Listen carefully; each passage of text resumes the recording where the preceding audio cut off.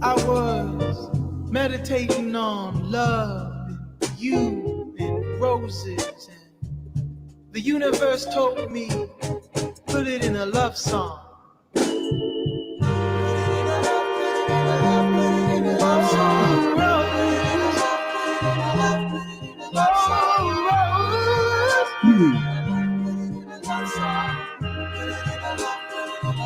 Won't you love me in your heart? Your love. Oh,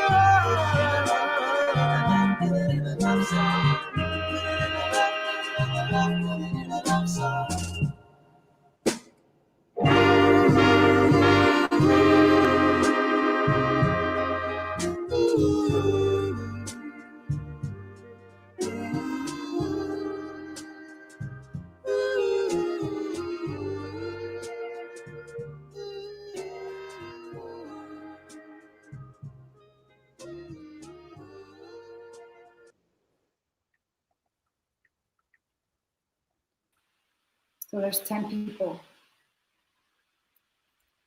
All right, folks, we are live. Southwest High Raiders, here we go. We are live. Guys, wow. We are live and alive in 2020 from class of 1995. We got here Miss Carmen Cuevas, and we are honored to have our first guest, Mr. Frankie J. What's Frankie, up, how's it going, brother? Man, it's been 25 years since we've seen each other. Right? Wow, what an honor, man. This is so cool to hang out with you guys. Thanks for inviting me. This is the first virtual gather that we can actually have, right? Aside from all the craziness going on right now in these days. But this is so cool to hang out with you two and with everyone else that's watching us. How many people are with us right now? About 10, maybe? 10 people? I see 18 so far and one thumbs up. Luckily, we've had, was it 5 months of practice of doing virtual stuff? 5? So far. It's been 5 months? It's been that long. That's a long time. It feels longer, man. You know, my throat, like shameless plug, my throat's a little dry, but I'm going to wash it down here from the $10 growler from El Pollo Grill. I want to give a shout out to my man, Victor, who hooked up all the Raiders. All you got to do is call up El Pollo Grill and say SOJ, SOH, man, that's all we are, SOJ. Okay. Southwest High 95, you get $10 growlers and 20% off of any meals. It's Friday night, you don't want to cook, give El Pollo Grill a call. He's also a Raider. Support that Raider pride, baby. Come on, right? Man. Yeah. Come on now. Shout out to Victor Lopez. He's a very good friend of mine. Very successful restaurant that he's got, El Pollo Grill, EPG, and I'm always, I gotta, send him a big shout out because he's always been good to us. He's always been very, very, very humble, aside from his success, and and he's from Southwest High, and he's here in San Diego, the good old 619, man. So yeah, kept the local, baby. Come on, Frankie. I see your shirt, man. Let's see some of that Raider pride. Oh, come on, man. Look at this. Got that Raider pride. Not the other Raider, but this Raider pride. Not the Raider trader. I mean, that Raider team has been around the block. Let's not get into that. Oakland, LA, Oakland, Las Vegas. Man, talk about make up your mind. Crazy, man. Hey, big shout out to everybody that's here with us right now. It's so cool, man. It's so cool to be able to do this virtual gather. We have a couple of other past Raiders that are going to join us a little bit that agreed to it. For those people that agreed to it, I will be sending you the live link for you guys to log in individually, virtually, and we'll get you up and going and see where you've been. And then kind of going over the shirts, our boy Fernando is a professional comic book artist. He hooked this up, man. He did this great job in a matter of a week. I mean, that guy's awesome. So he's also said if you didn't get to buy these in the first round, you can always link into him. That link is posted on Facebook, and you guys can always buy those shirts throughout the year. If you get on that diet and you go from a large to medium, you can buy another shirt, baby. It's all right there. It's in levels. It's in different levels. Right, at different stages, goals. You got to set goals, right? Yeah, there you go. Setting goals. That's how you should. That's how you should promote it. Set the goal and go for it. What's Brady, up? what you been up to, man? Tell us about you. You got some stuff in the works, something coming out? There's a lot of stuff that's brewing right now. We're working. When I say we, it's me and my team. It's not just me and me, myself, and Irene. I do have a team of people that I work with on a daily basis, and they're just a great group of people that always send ideas to me and continuously just think of new things to do and new things to to produce. But right now, I have a new album called Canciones que Recuerdo. And I haven't done an album in a long time. I think the last album that I out was back in 2013, and it was an album called Faith, Hope y Amor, which got nominated for the American Grammy. It was nominated for Best Latin Pop Album of the Year. And just the nomination itself was amazing. But now, moving forward, 2020, I dropped an album called Canciones que Recuerdo. And yes, I made some CDs. Check it out. I made some CDs. Which, by the way, I love, CDs because we were just talking about it offline. For me, it's always been about the actual physical copy. I want to know who did what. I want to know who produced what, who sang what, who wrote what. For me, it's always been one of those things where I want to the artwork. And plus it makes, just a great memorabilia, man. I know that CDs are, disappearing, quickly. But at the end of the day, for those of us who still have CD players, this is one for the books. But working on this, and we've been also planning on some shows in the near future, we're just trying to get back to the new normality, right? The normality. Which I just recently had a show in Houston about less than a week ago, and we had about 3,500 people show up to this concert. And but of course, we try to follow all the rules and regulations when it comes down to to the music aspect and the concert and stuff like that. But yeah, just working away. I'm with you. I'm glad you mentioned about the CDs, because I still remember going to the swap meet and right, getting your CDs from there. Some original, at least that's what they said. But the best part was like opening that wrapper and then fighting with that sticker.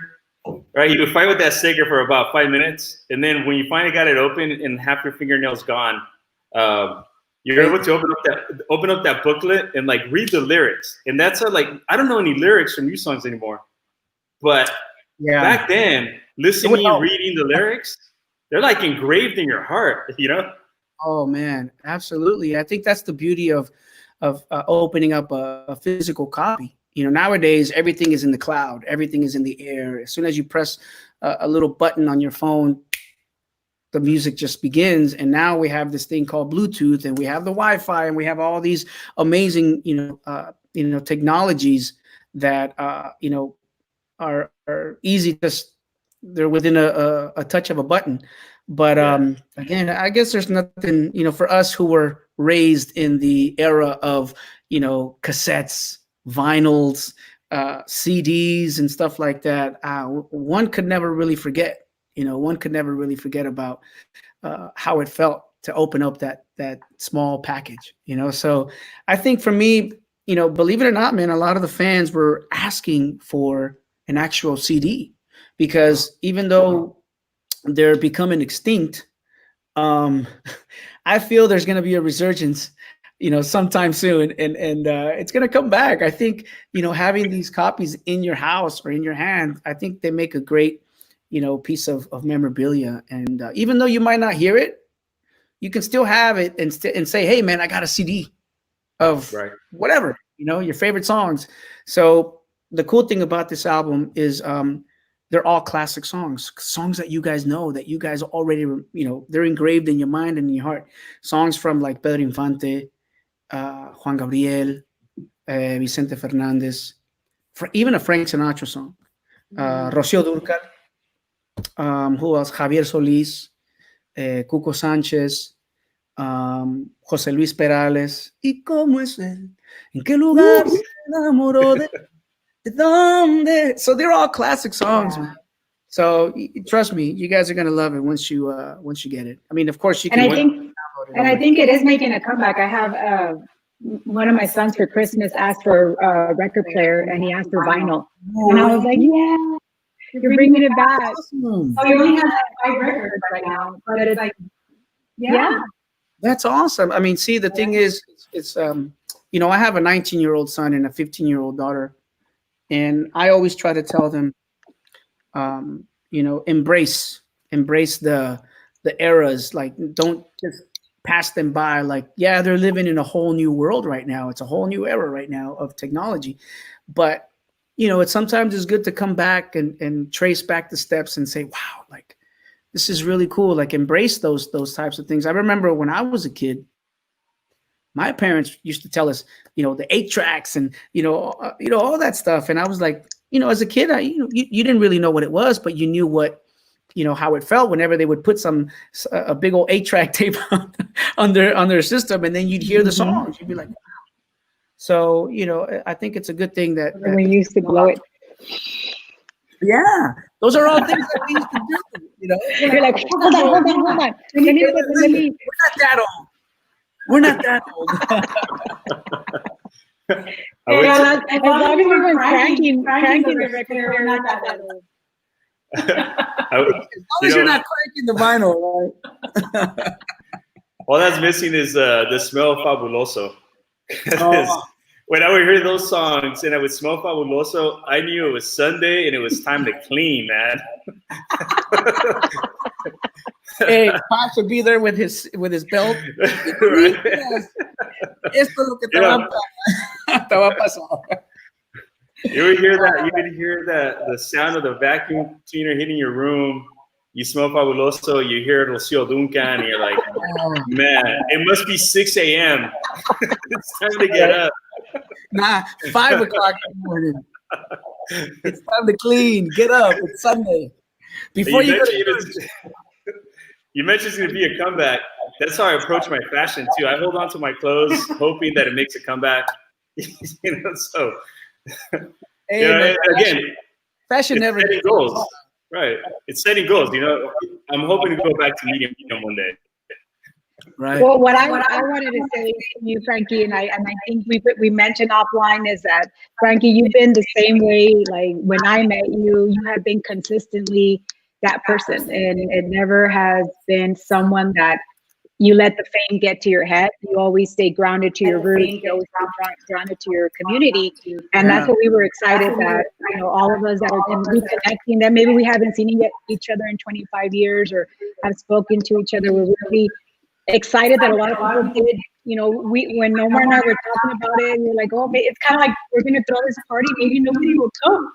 And so when we got to 5 people, we got 10, like, oh, we do want to reconnect. And it's nice that we, everyone's trying to get this opportunity to reconnect with you. And this is such a perfect launching with your music coming out, that I saw the videos you're making downtown, and hey, you got to tell us about that. The Lamborghini you were driving, I want to know about that. First I got to say thank you. You guys have always been like, I got to say, man, Southwest High School, growing up there with, of course, you guys, was beautiful. It was a beautiful moment in our lives, I think, because we all learned from each other. We became really good friends. Yes, afterwards, of course, we all chose different paths in our lives, and look, destiny has put us back together to reunite and do something so beautiful like this, a virtual gather. Like, who would have known 25 years ago, we would say, hey, let's have a virtual gather. Let's hang out and do something through the internet and hang out on our computers. You know, it was a beautiful time growing up with you guys, and I thank you for your friendship. And you know, I think staying humble and you know, how do I say it? Appreciating life also comes from home, comes from our parents. It comes from them, you know, showing us, guiding us, you know, through what is right in life. You know, whether you're, you know, successful or whether you're, you know, you're doing whatever it is you're doing, as long as you're appreciating life, staying grounded no matter what. And I think that's something that has always stayed in me, and has always been a part of me, no matter what, you know, through the ups and downs, because the music industry is all ups and downs. Everything has its highs and it has its lows. And then, you know, you have to appreciate, you know, everything that goes beyond, you know, the industries and the businesses that we're in. But I gotta say, like, it's been an amazing journey, and I wouldn't change anything, you know, about it. I think, you know, I think the journeys that we take in life make us who we are now, make us who we are today. And as long as we remain, you know, humble, keep God in our lives, and remain with our feet well planted on the ground, we're gonna keep going. You know, we're gonna keep going. And then to talk about, you know, you mentioned the Lamborghini. That was not mine. It wasn't my Lamborghini. I know people were like, oh, he got a Lambo now. Let me tell you, man, when it comes to investments, I won't ever again buy a car that is expensive like crazy, because I would rather invest it in a house or invest it in something that's going to make me money back. I don't want to be driving something that's money and then I don't see money afterwards. You officially became our parents. Yeah. Oh, come on. I mean, that's what you would always tell us, like, mijo, invierte tu dinero y hazlo bien, you know. But it was fun to drive it. It was fun to drive it. We were in LA in the North Hollywood area, shooting a video for a song called La Farsante. And it was fun. Believe it or not, we got stopped by the cops. Oh, wow. We got stopped by the cops, but luckily they were super nice. Super nice, super cool. Like, they saw the drone, you know, hovering over me when I was driving the car. And they stopped the director, Concrete. His name is Chris Gutierrez, but he goes by Concrete, who's worked with a lot of people, a lot of great people. And he stopped him and asked him, like, what are you guys shooting? You know? And Concrete goes, oh, we're shooting a new music video for Frankie J. And he goes, oh, wow, is that so? And he goes, all right. So then he comes around and parks right behind the Lamborghini that I'm on, and I'm parked on the sidewalk. And I think he's, you know, I don't know what's going on over there right on the opposite side of the street. I don't even hear their conversation. But I'm like sitting in the car like, okay, I hope he doesn't say anything to me. But he comes in and does like a little Yui, comes right behind the car, gets off, shakes my hand. Well, he kind of does like a little pound thing, you know, because what's happening right now. And I go around, you know, back to him, and he goes, hey, man, what are you guys doing? I see the drone. I was more intrigued with the drone than the car. So I was like, hey, man, that's cool. And so anyway, you know, long story short, you know, he allowed me to keep filming. And he goes, hey, man, don't worry. You're not disturbing the peace. Keep doing your thing. I love your music. I'm a big fan. And pounds me again, and then he takes off. Nice. So that was kind of like how the night ended. And but yeah, stay tuned to that. The video's coming out real soon. I think Primer Impacto is going to do the premiere really soon. Oh, nice. Pretty I can't wait. yeah. Yes, It's gonna be Aris, fun. yes, Aris. We're going to support you. Come on now. Always. Well, not to put you on the spot, Frankie, do you have a special treat, maybe something for your fans to listen to while we're sipping on our beer from El Pollo Grill? I'm gonna say this to you guys right here too. Cheers. Because I'm Cheers. drinking some coffee with a little bit of alcohol. And what are you drinking, Carmen? Cafe from Cafe. You're drinking cafecito too, but it's not alcohol, right? It's just coffee. It's a white polar. No more. Yeah. Mm. Hey, cheers to all the Raiders out there, all Southwest High. To Raise your everybody. glass. Yes. Cheers. I'm I'll gonna give you your- be checking in right now with people I know are connecting and are asking, like, are you guys gonna be able to connect as well? Ask questions or anything like that? I'm gonna step out. Step out of the camera, and then I'm gonna be checking, and then get back to you guys. So how many people do we have right now? Let me check. 46, it looks like. Are we at? Let's see. Let's see. Which one do Which I one check? do I check? Let me see. In the YouTube, Oh, there's there's 15. 15 YouTube, 38 on Facebook. What's up, everybody from Facebook? And we So- have it's 6:20, so expect more at 6:30. ¿Qué te va a decir? This is what I want to do. Let me see. This is what I want to do. So tight, so fly. You got me lifted. You got me lifted. You got me lifted, shifted higher than the ceiling. And ooh, it's the ultimate feeling. You got me lifted, feeling so gifted. Sugar, how'd you get so fly? Sugar, sugar, how'd you get so fly? Sugar, sugar, how'd you get so fly? Sugar, sugar, how'd you get so fly? Sugar, sugar, how'd you get so fly? You know it's better when we ride, we're faded raw high. Doing what we do, watching screens getting fly. Girl, you keep it so fly with your sweet honey bun. You was there with the money gone, you'll be there when the money come. Off top, I can't lie, I love to get low. You're my little sugar, I'm your little churro. Cause every time we kick it, it's all to the groove. You treat you like my sticky icky on my sweet ooey gooey. Come on, you got me lifted, shifted higher than the ceiling. And ooh, it's the ultimate feeling. You got me lifted, feeling so gifted. Sugar, how'd you get so fly? Sugar, sugar, how'd you get so fly? Sugar, sugar, how'd you get so fly? Sugar, sugar, how'd you get so fly? Sugar, sugar, how'd you get so fly? Hey, y'all just hit me a lift. I got a fat tank and a super fly chicken. There ain't anything you can say to a player. She fly like the planes in the air. She full grown, setting the wrong tone. I'm digging the energy and I'm loving the ozone. So fly, so fly. Quick to politic with some fly conversation. Cause I'm a natural dude, yeah.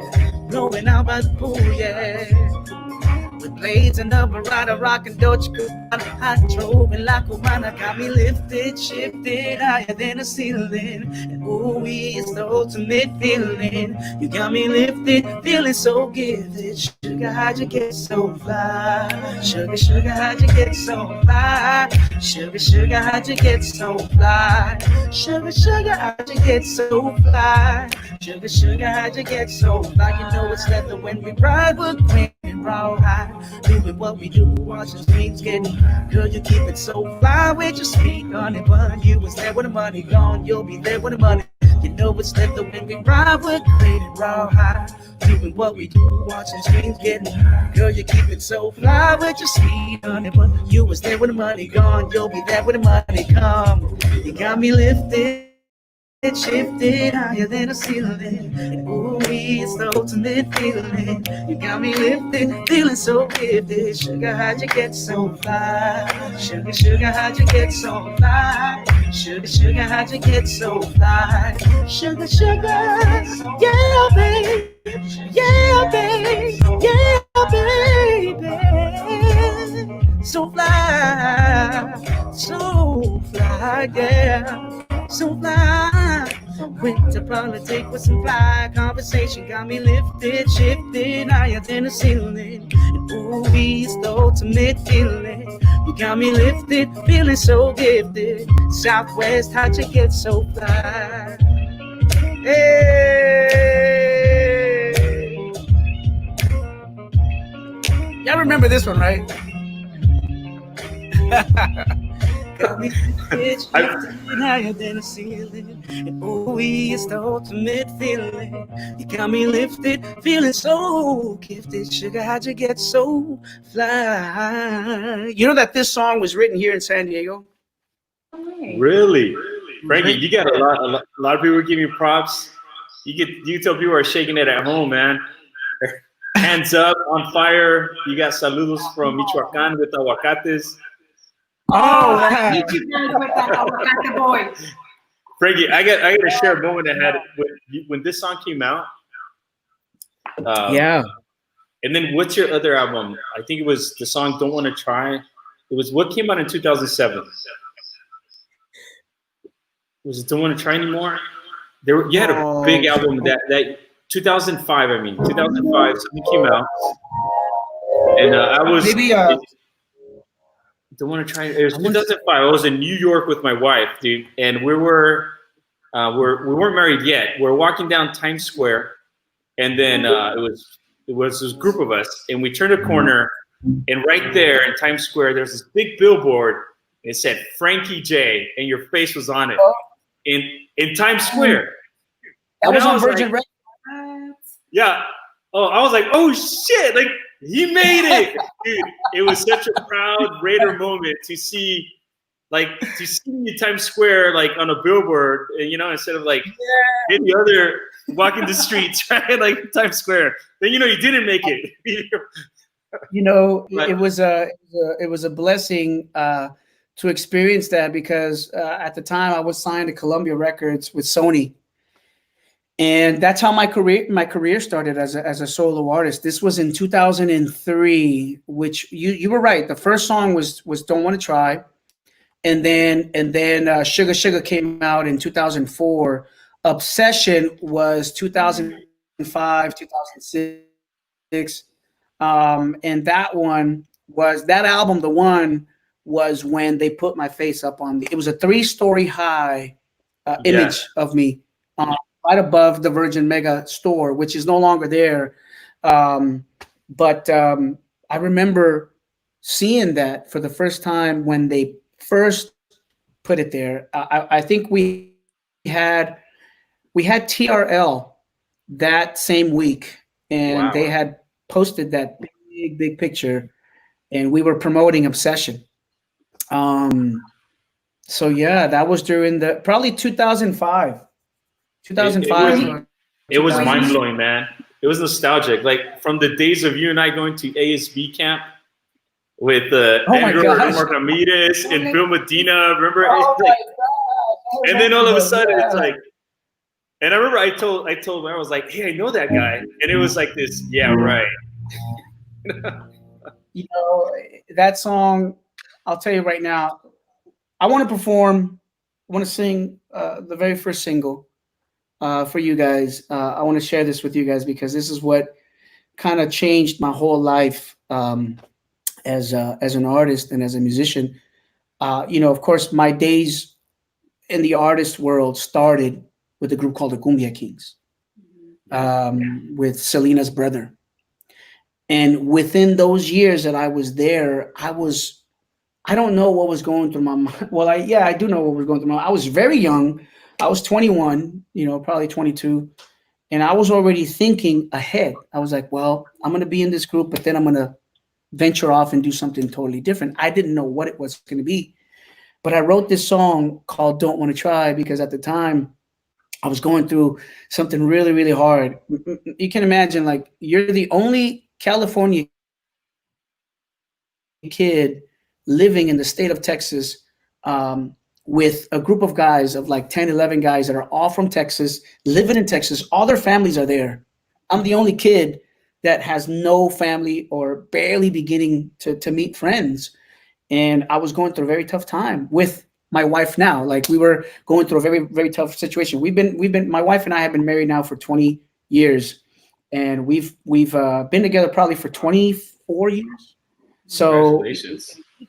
Yeah, thank you. In the midst of the whole craziness of the industry, we were able to still stick through our, I guess you could say, bumps on the road. So thank God that we've remained. But this is a song that I wrote when I was going through it with our own,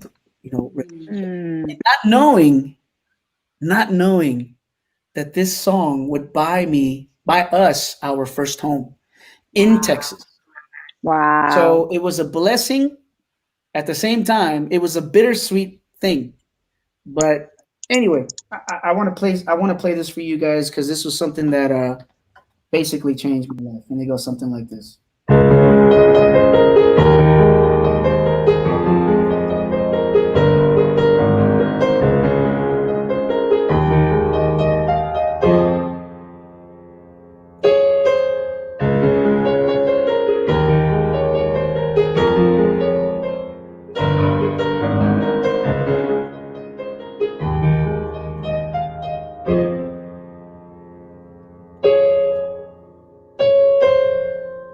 Can't believe you had the nerve to say the things you said. It's so bad that they ended our relationship. Can't believe it. 4 years gone down the drain.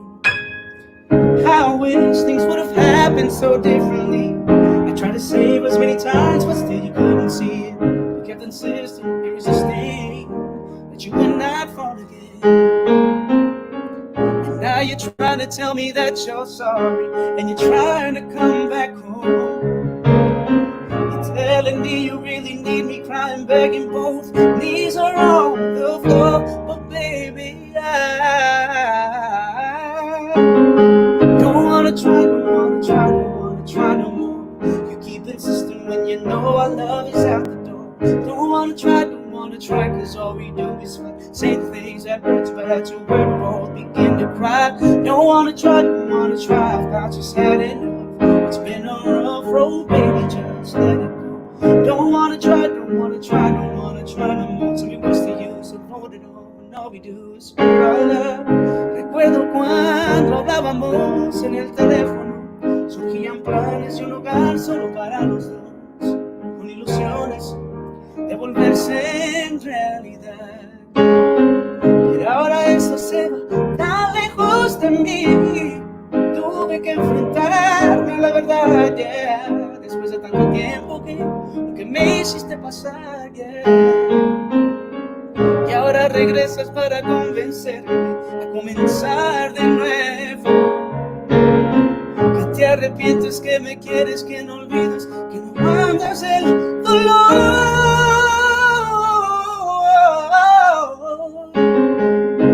Try, don't wanna try, don't wanna try no more. You keep insisting when you know our love is out the door. Don't wanna try, cause all we do is fight. Say the things that hurts, but that's where we both begin to cry. Don't wanna try, I've got just had enough. It's been a rough road, baby, just let it go. Don't wanna try no more, no.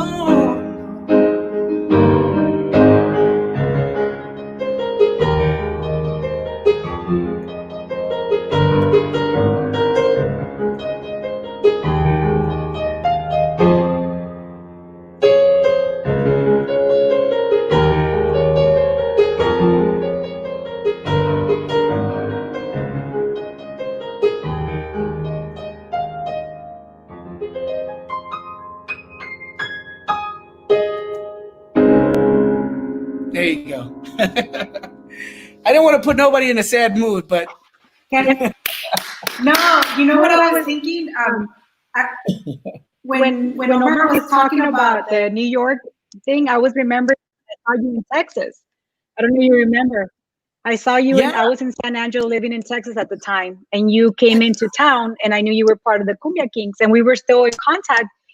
Typical, I was like, hey, Frankie, let's get together. Not knowing how big Cumbia Kings was in Texas. And I was like, oh, you're going to come into my small little town of San Angelo, because I was living there at the time. that's and true. we got to, and you say, hey, Carmen, can you take me to the mall? Because you need to pick up socks or something, because you were on tour. So you were just going to be there for a little bit. Do you remember? God. Yes, I do. I showed up with my daughter. She was at the time like 2.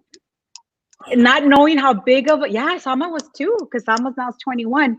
Not knowing how big of a, I'm like, here I am thinking, oh, I'm gonna pick him up at the mall, and then take him, pick him up at his hotel, and then give him a ride. No, hombre, cuando llegué, Omar, al hotel, it was like Albert was in the building. I was like, I'm here to pick up my friend, and you had to come out through the back door. Oh, it was nuts. Because there was in. I do remember. I remember. because those years were pretty crazy for us. Because I remember we were just starting, and the group was so fresh, so new. It was a new sound created by, of course, A.B. Quintanilla, Selena's brother, and I remember those days, man. Those days were pretty wild because we couldn't go anywhere. It was tough to step out of our home. The thing is, too, when you dress different and you look different, it's gonna be a no-brainer. They're gonna recognize you as soon as you walk out, you know. And so it was really hard for us to let alone in Texas, because Texas is kind of its own little world, you know. So it was pretty insane. But those were good times, though. I mean, as far as all of our shows, but man, I'm like still like freaking out because we did link up during those times. Yeah, I remember. Now that you remind me, it's like, wow, San Angelo, Texas, small little town. But it was a great. I think we sold that place out. Yeah. Great. Yeah. That's all, dude. That's a great story, Carmen. We had somebody post something that they went to Palm Avenue to buy your CD and say what's up, and they don't know the name of the store. Was it the Warehouse? Oh, it was Música Latina? That was on Saturn Boulevard. On Saturn Boulevard, somebody posted that they went out there to buy a CD. So the nostalgia of the CD keeps coming up. Oh, it's Zulema. Is it? It keeps coming up. So that means that we're on the right track with CDs. We're on the right. Yeah. I think it wasn't it called Ritmo Latino or Music where you used to buy the tickets, the concert tickets? Yeah. Ritmo Latino. Something like that. Yeah. It was. Yeah. Wow. See, nostalgia right away. Yeah, they keep loving your stuff. A lot of people posting, thank you, inspired by all the music and everything you've done, inspired that you're a Raider, you're keeping it real. So I'm just kind of going through a lot of those here. Can you see that? I still have that picture. That picture's so crazy. Is that Tina? Was that Christina? That is. I think it's Tina, right? Tina Ramos? Yeah. Who's most likely to appear on Star Search? That's right. It says appears most likely to appear on Star Search. Wow. Before American Idol. Before American Idol. Hey, at least it siempre en domingo. No, he was cleaning with Fabuloso. Omar goes back to Fabuloso. You must have great memories of Fabuloso, bro. I think Omar wants me to clean. I'm at Omar's house, and I think he wants me to clean with Fabuloso right now. Hey, was it the purple one? Because remember, they changed colors. I think Fabuloso changed the purple one is the most dramatic one. That's funny, man. So what are people saying? What are the comments? What are the who do we have right now on from Southwest High School? So it looks like we have about like 7 people. I was gonna say total. I'm seeing 45 on Facebook. So somebody said Tina Ramos and Frankie to sing the alma mater. Oh wow, that's going way back. Oh my gosh. Let's see. Frankie, somebody had a song request. Obsession. I have it. It came up. Look, can you see it? Let's see. What am I prepared to do? As a matter of fact, I could do. Somebody said, "Ask more than words." It's from Alejandra Favela. Oh my gosh! Oh, I think I remember Alejandra. Yeah. So we have that's connected. We have Cristina Velasco. We have Veronica La Chata. Anthony Rodriguez. Zulema Diaz. Zulema. Jackie Gomez. Oh, I want to say hi to Zulema. Marcellus Wallace. El So profesor. proud of Sulema.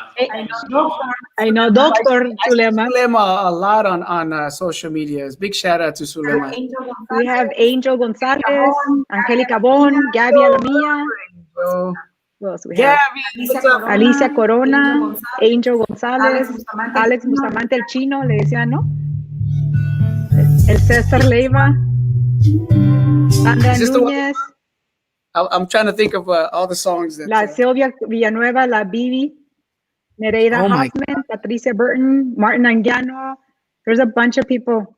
there's a Carla lot- Lucero. Oh my gosh, there's so many people. That's awesome. That's so cool. I don't know. You guys tell me which one you guys want me to do, and I'll do it. I don't want to take too much time away from the chat. I mean, whatever. If you guys want me to do more than words, I can, or obsession. It's up to you guys. Brother, I say you go with it. I just say with Alejandra, you know, I just want to give props out again to Juan, who created these shirts. It's just amazing. We had so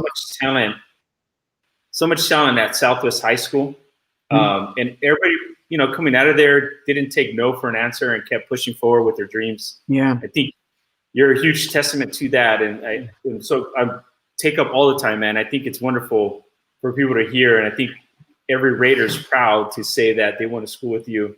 The same thing with like Juan, who designed the shirts, who's a professional comic book artist. I can't reference our people enough, you know. And I think so about grit, you know. Southwest High had grit, brother, and all these people that moved on and they moved forward with their dreams, became professors, obtained their doctorate degree, and then we have medical doctors.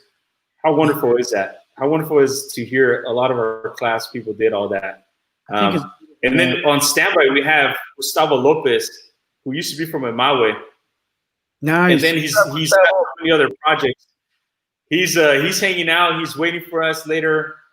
He's gonna play some music for us. He's DJing. You know, he works at San Isidro School District, impacting young kids and doing such great work. And I hit him up. I said, hey, you know, when it comes later on in our 2-hour thing, would you do some DJing for us? And he agreed to it. So I just think it's wonderful that a lot of us Raiders came together. You know, we have Frankie doing our thing here. We have Victor from El Pollo Girl. We have Juan who did the shirts. Carmen, who really had the idea to get this going and kick it off. It's just a huge testament to how much the Raider pride sticks together. So I'll hand it back to you, brother. What do you think? What do you got? What do you got under your hat there that you want to perform for us? Let's see. Well, I could either do obsession or more than words. But before that, like you were saying, Omar, I think it's a beautiful thing to see that there's a lot of us that pursued our dreams and did what we wanted to do in life. And I think it's awesome, you know, to hear about all those wonderful careers, wonderful dreams that came true, because at the end of the day, it was up to us. It was up to us to, you know, to keep striving, to keep fighting, to keep believing, to keep the faith, and to keep ourselves motivated when sometimes other people would tell us to quit, you know. So, you know, we sometimes when people cast their fears on us, there's people that believe those fears. And for those of us who did not believe on other people's fears, we just wanted to keep going and keep ourselves positive. You know, cheers to you guys. My hat's off to you guys, you know, for doing that, because you know, it's hard. It's not an easy thing, man. And you know, I think it's a beautiful thing to see that many of us, you know, were able to keep going, pursuing our dreams, and you know, and doing what we love to do. You know, Carmen, you're also a big testament to that, because you know, when I found out that you were, you know, working, doing some really, really amazing things for the community and for children and for families, that, you know, just, you know, those beautiful things that you know, because we've done an event together with you know, with the mayor, even with the mayor. I thought it was awesome to hear that you were a big part of that. And you know, it fills my heart with joy, you know, with happiness, just to see that many of us were able to, to pursue our dreams. Although people would say, "Oh, nobody's gonna achieve nothing from Southwest High School. Look, they're in a school where the statistics are high with no careers in college." And at the end of the day, we didn't believe that. People can say whatever they want to say, but at the end of the day, it's up to you. It's up to us, to keep doing what we're doing. So again, I want to say to everybody who's watching us, now that we're of age, we can tell our kids, believe in your dreams and achieve them, and you will achieve them if you keep striving, if you keep fighting. So yeah, man, I just want to say that. But Omar, I don't know, what do you want me to do? What should I do? More Than Words from from Extreme, or should I do Obsession? I don't know. I did, since Ale requested that, what do you think? More Than Words? And I think people requested More Than Words. That's what they want. Y que han pedido, Gabby dijo que quiere que cantes un bolero. But I have a question for you. También un bolero. Do you remember how many quinceañeras that you sing? Like, that's where you really got your practice. Quinceañeras. You were singing like everyone's birthday. I think in every quinceañera you were singing las mañanitas. How many quinceañeras did you sing? Probably 1,000. Probably 1,000 of them. No, I don't know. To be honest with you, I don't remember. I do remember being in many house parties. I do remember being in house parties and quinceañeras and doing some singing, for some of the families. But yeah, those are awesome memories, to be able to, just especially because you're doing an event for a family, and then the family says, que cante, que cante. I do remember being, I think it's the whole thing. But I do remember being in house parties. It was definitely my school. I got to say, it was definitely my school. So let me see. Should I do More Than Words then? I'll do that one. Let's see if we could do that one. Let's see. You guys ready? We're ready. Just to add to the Purple Fabuloso comments, somebody said Purple Fabuloso smells like all the Tijuana clubs. Oh my God. I would disagree. All right, so. All right, brother, go for it. This one is More Than Words, and let me know if you guys can hear it. Can you guys hear that?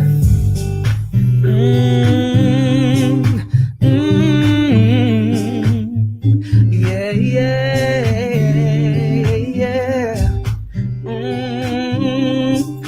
Oh, no. Yeah. Saying I love you is not the words I want to hear from you.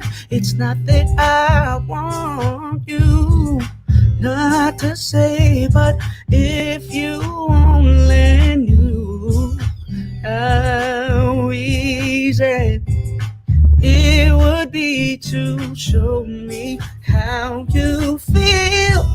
More than words, it's all you have to do to make it real. Then you wouldn't have to say that you love me, baby, 'cause I'd already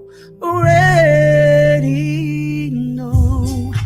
What would you do if my heart was torn into more than words to show you feel that your love for me is real?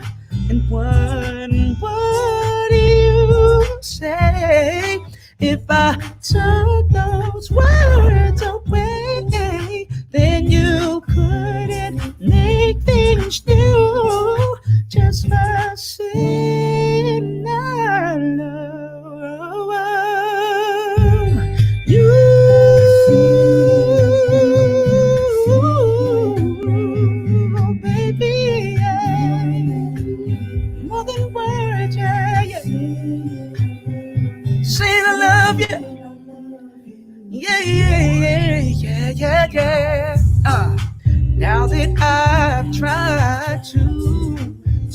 talk to you and make you understand. All you have to do is close your eyes and just reach out your hands and touch me. Hold me close, don't ever let me go. More than words, it's all you ever need to show. Then you won't have to say that you love me, baby, 'cause I don't already know.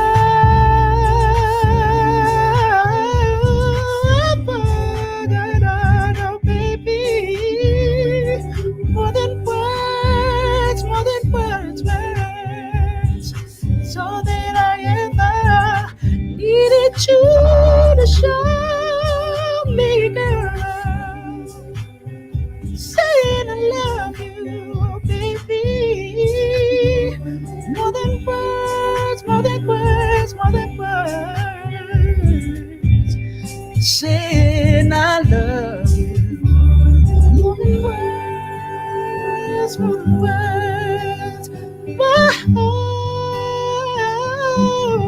Oh, yeah. There you go. Wow, man, that took me back. That was awesome. People are loving it. I tell you, Alejandra is a very happy camper. Oh, what's up, Alejandra? How you been? We have everybody saying that was on fire, giving it up, man. Nothing but applauses. I would stand up and give you a stand-up applause, but I'm not wearing pants. So I just been doing virtual too long, you know. It's just t-shirt and that's it. He's in his chones. T-shirt, that's it. Right. And deodorant. And deodorant is more for me. It's not for anyone else. That's funny, man. I love this, man. I'm glad that you guys orchestrated this because, you know, I think it's important, man, to do sometimes these kinds of things to just get close to some of the people that we haven't talked to in a long time and seen maybe in years, and you know, to see how everyone's doing. For me, especially, man, this is so cool because, you know, traveling so much, sometimes you tend to forget, you know, of your childhood, of the people that you grew up with, and the people that inspired you, even the people that gave you some kind of a lesson as you were, you know, in your teens. So it's cool that you guys, you know, that you guys did this. So thank you to the both of you, because you guys both put this together so well. I think Omar and I are like the odd couples. I was texting him. Yeah. And he did the last organization. And I was like, hey, since no one's going to leave, let's just do it. Así de fácil. Yeah, right. We were just talking. We were like texting every day, every night, like, add this person. Let's talk about the one guy that kept trying to add to our Facebook. There was this one guy. They're like, he didn't go to our school. Yeah. And we almost let him in. And we're like, es uno de, ¿cómo se llamaba? No se me acuerdo cómo se llamaba, but we were like, because we had to keep adding people. And I was like, wait, did you know this guy? Do you know this guy? No, o sea, es un relajo. Pero it was all in the sense of building community. Because sometimes, like you said, in our worlds, in our individual worlds, we get into our own little bubbles of our work friends, our professional friends. But when you get back with your friends and knew you when you were a dork and you were not clueless, and they still love you, that you feel like you recharge. Oh, you recharge big time. I mean, every time I'm around Omar, I feel like I can do anything. Like he like, oh, you got this. You're like, you know, and you're like, oh, I got it. Like a motivator. Yeah. Like, I always tell him, like, whenever he runs for mayor of Chula Vista, All right, Omar. I'm gonna be I'm gonna be right there supporting him all the way. Good thing we have like all these social media, no images. Yeah. Hey, man, that's awesome. I think we all need a friend like that keeps us motivated, that keeps us thinking positive, because you know, sometimes we will go in our own little dark areas, and we're like, sometimes you doubt, sometimes you feel like, yeah, what if it doesn't work? What if it doesn't, you know? And instead of thinking that way, you know, we should think always, you know, try to think as positive as possible. But at the same time, you know, sometimes we do need that little backbone, that little push, that little oomph, that little voice in our ears, like, come on, just do it. You never know, you know? And I think community helps with that. Like, or at least my circle of friends, when we guys get together, it's like when I was going to grad school, Sulema was going to school and she's working, you know, so we were moms, we were single moms and going to school. And sometimes you feel like alone, but knowing that you have your sisterhood, that they're supporting you and saying, no te rajes, sigue echando ganas. Omar, the same thing. It's like those reminders of what you're trying to do for yourself, for your community, for your family this is worth it. And then the turnout that we had of people like Kabir is in New York and he was so excited. Kabir. Remember him? He was like, you know, it was so cool because I sent him a picture of the yearbook and he said, oh my gosh, because I lost my yearbook somehow in his moving, and he didn't have a picture of his senior year. So you don't know the impact of reconnecting with people. Absolutely. That just that one picture connects you to that time in your life. It makes you it reminds you of so many great memories. And he's from Ecuador, right? Kabir. Creo que sí. Like I didn't even know. I didn't know that su familia. Yeah. Somebody just asked right now. It says, "Yo, Frankie, who did you do the duet with during your senior year? I forgot her name, but it was so beautiful. It was Make It Last Forever." Oh, man, that's a blast from the past. Was it? I keep referencing Tina Ramos. Is that her? It was no. You know what? I want to say it was probably Agnes Llagas. I want to say it was this girl named Agnes Llagas, who was a year older than us. And just to make it clear, I was never. A lot of our friends thought that I was part of the whole music class, but Mr. Mauricio, who was the teacher, I never was in his class. I would just go in the class. I would sneak into his class just because it was music class and they were teaching synthesizers, like teaching how to play keyboards. I would just sneak in and I would stay. And Mr. Mauricio would never say anything to me. So a lot of people thought that I was actually in the class, but I never was. But I remember doing a few songs with, I think it was Tina. It was Tina. And there was another Tina that was older than us, 1 year older than us.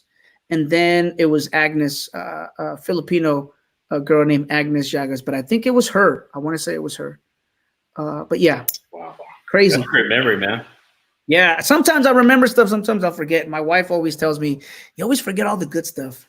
Es que you guys have so many. Oye, el Angel Gonzalez puso, Frankie used to kill it at El Coritos on East Street, Tuesday nights.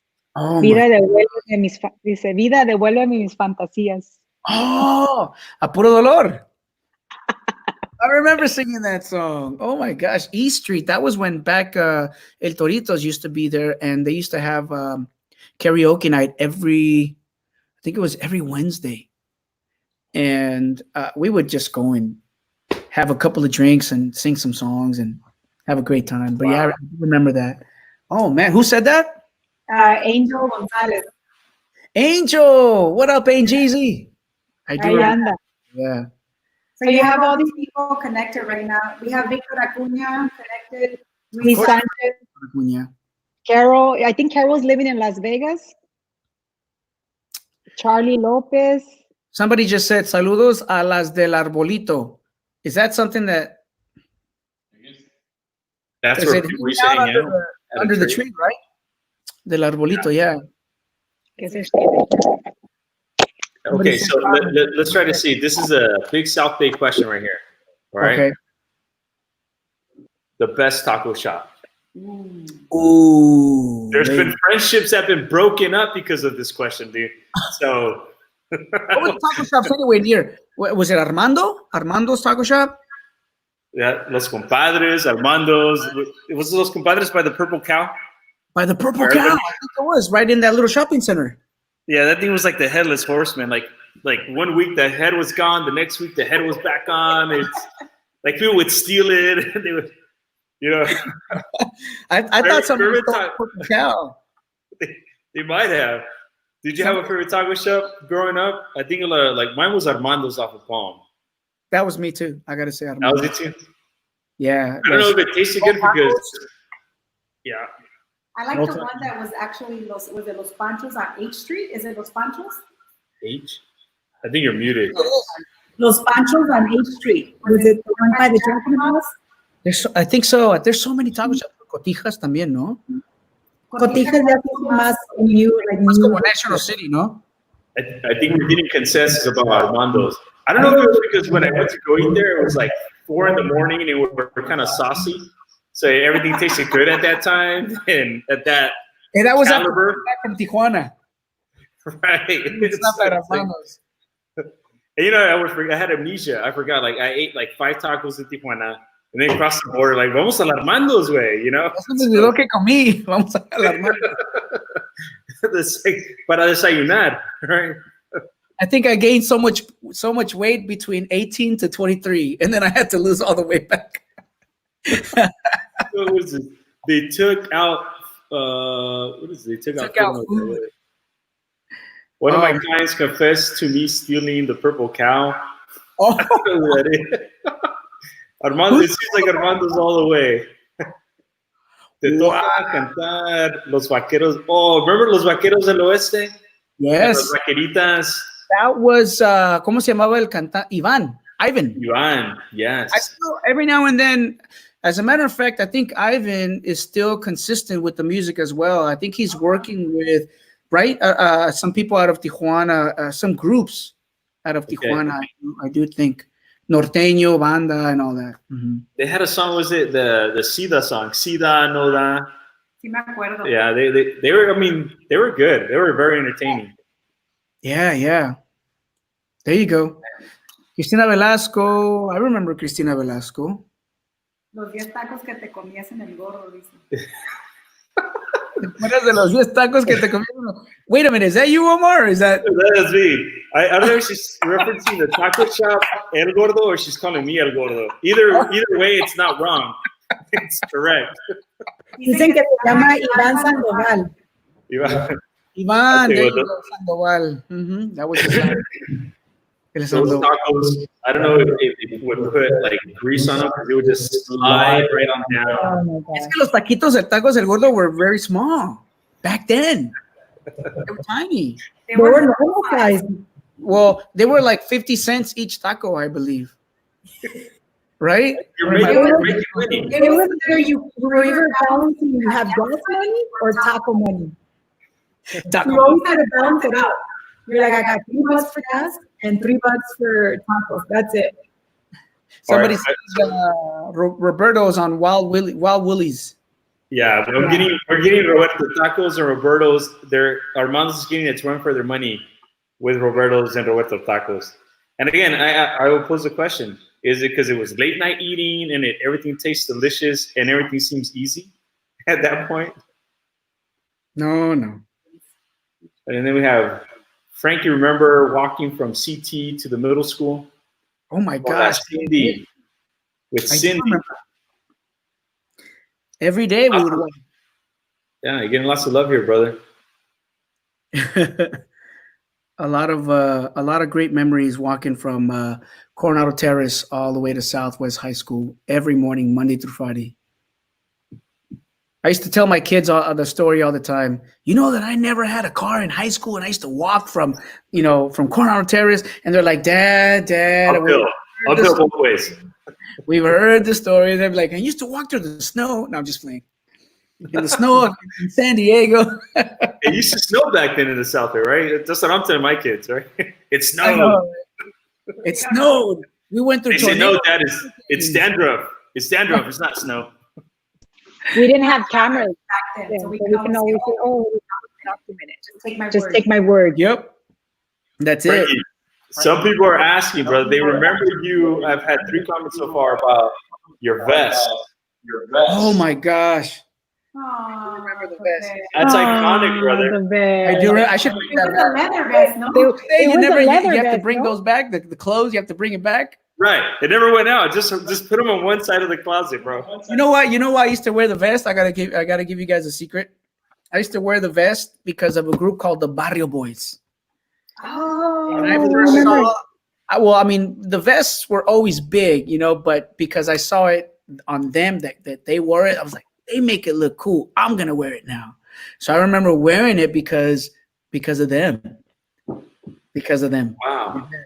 I used to wear it was a leather vest, and there was one that was kind of made out of wool, like a green checkered. I don't remember exactly what it was, but I do remember wearing the vests. Oh my gosh, who said that? We had like 3 people.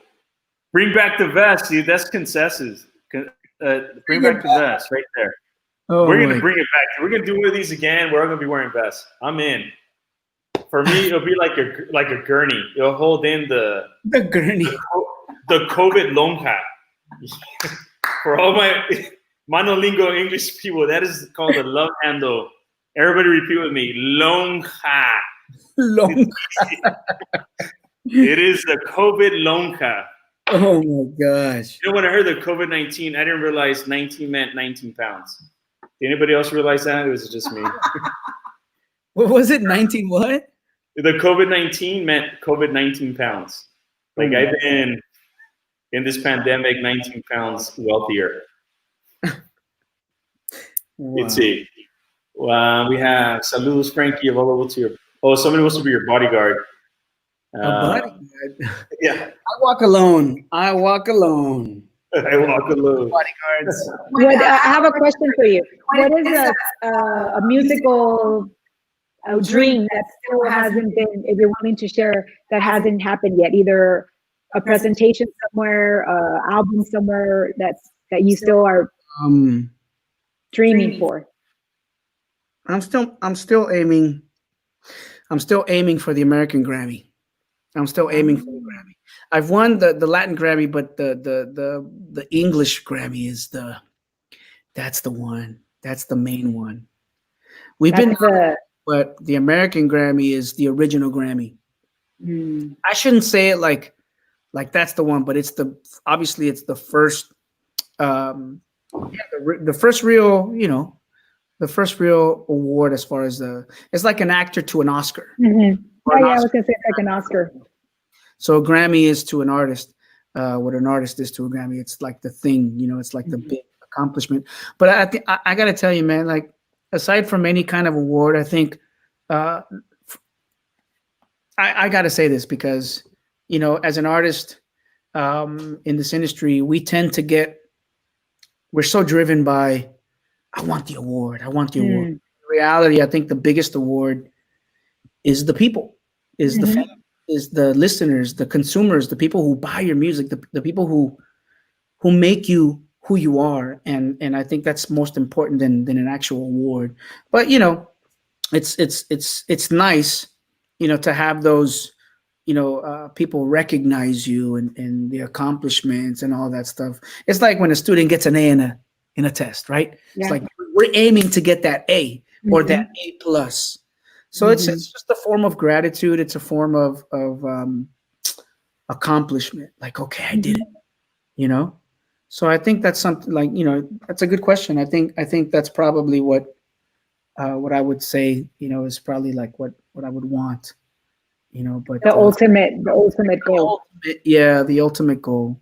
Because I think that what I've seen you're constantly, like, I respected a lot how you went on to your solo, like you took it on, like you sort of left the mainstream industry and you did it. And I was like, wow, eso sí tomó some courage to leave something that's guaranteed and you're venturing on your own so that you can be your own, not that you're being egocentric, but you're trying to make sure that your vision is true to you. And I remember we having those conversations about how you wanted to stay true to what you wanted to promote, what you wanted to sing. And sometimes, all of us, even in different industries, we're tied to whatever our profession, profession demands from you. And sometimes you want to do things your own way and you can't. Hence, like Juan Garcia, he said, you know what? I'm tired of the Southwest High logo shirt that you guys have. And he said, no, we're not doing that.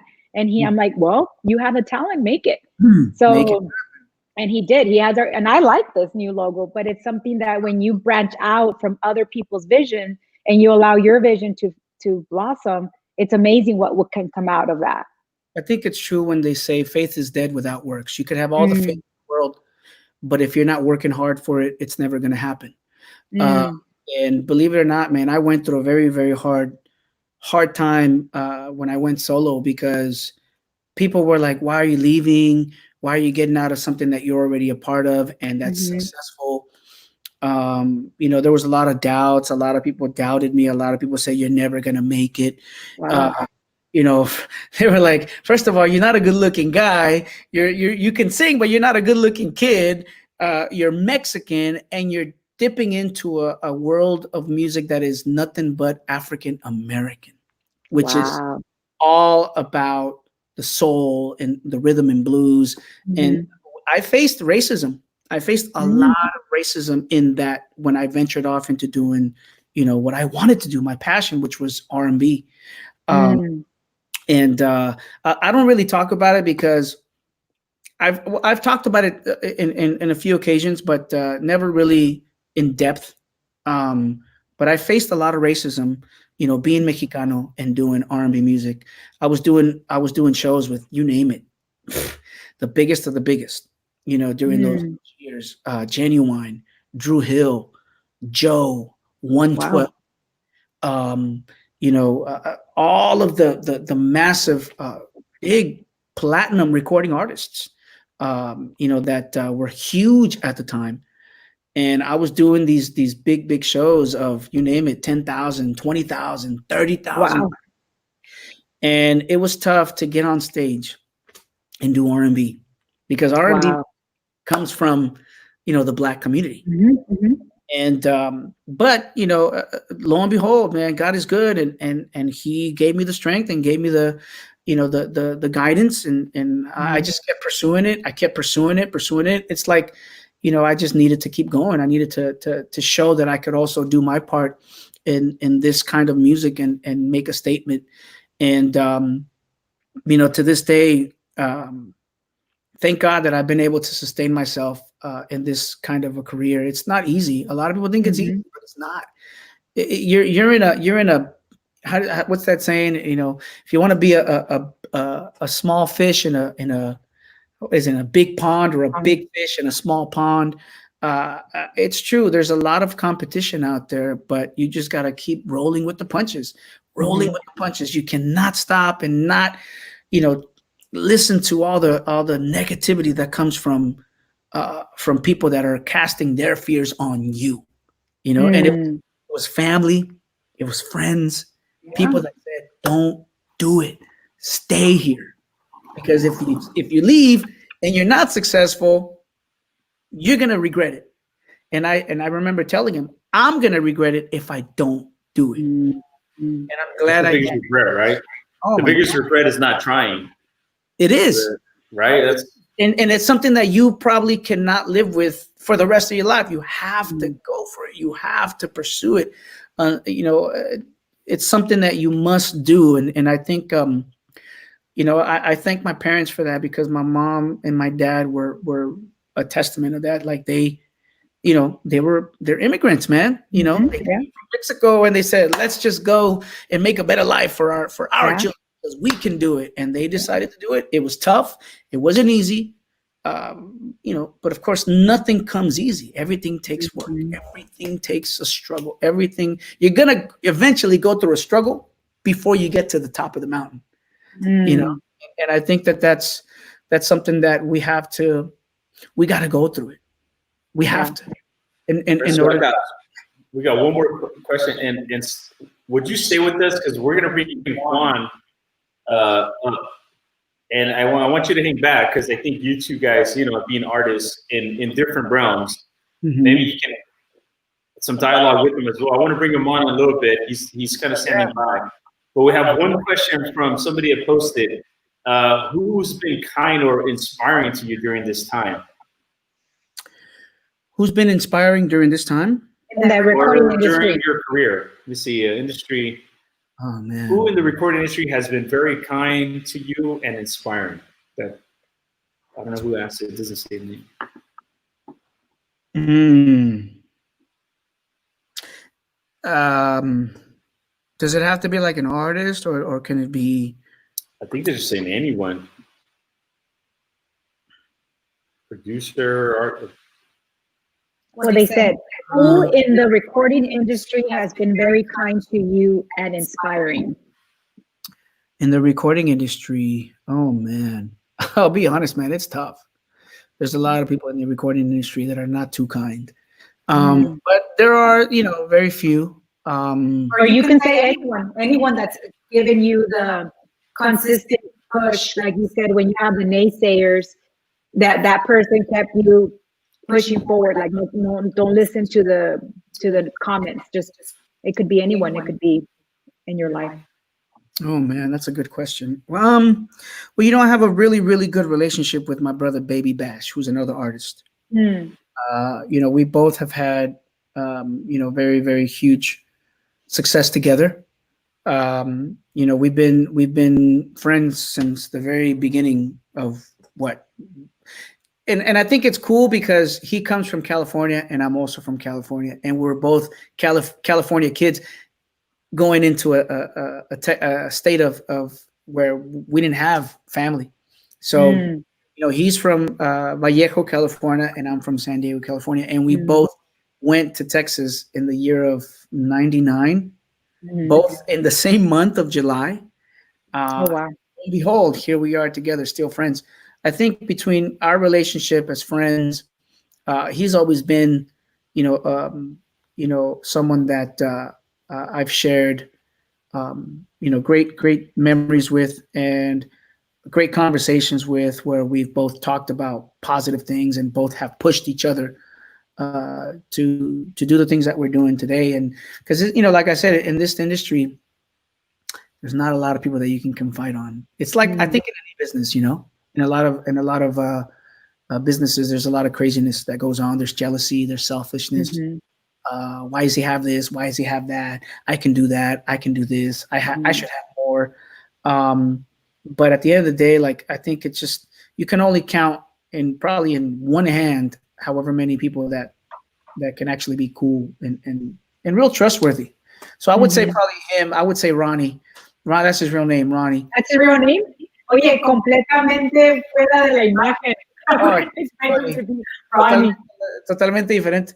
No, mira, él es una persona que siempre ha sido, para mí ha sido un gran amigo, porque él siempre mantiene su mente positiva.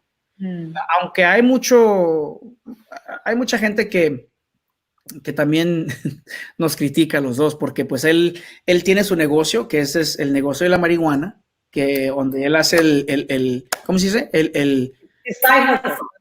La medicina de lo que él vende y todo eso. Y a mí, obvio que como que me conectan con ese negocio, pero no, yo nunca me he involucrado en el negocio, sino que sí, estoy alrededor de todo eso. Yo no digo que es malo, porque hay veces que mucha gente lo usa por medicinas, pero la verdad, hay veces que sí recibimos mucha crítica de la gente que piensa que es malo y todo eso, pero pues la verdad no. Yo considero a él como un hermano, porque hemos pasado por la lumbre los demás, y hemos estado en muchas giras recientemente y en el pasado, donde hemos convivido mucho entre ambos. So, I have a lot of respect for him, and he has a lot of respect for me, and, we're really good friends. Well, that's how Omar and I are. He's a bad Salud. Yeah. He's el angel. Salud. Salud. Hey, oye, let's do a cheers. Cheers. Cheers. Cheers, Raiders. Raise your glass.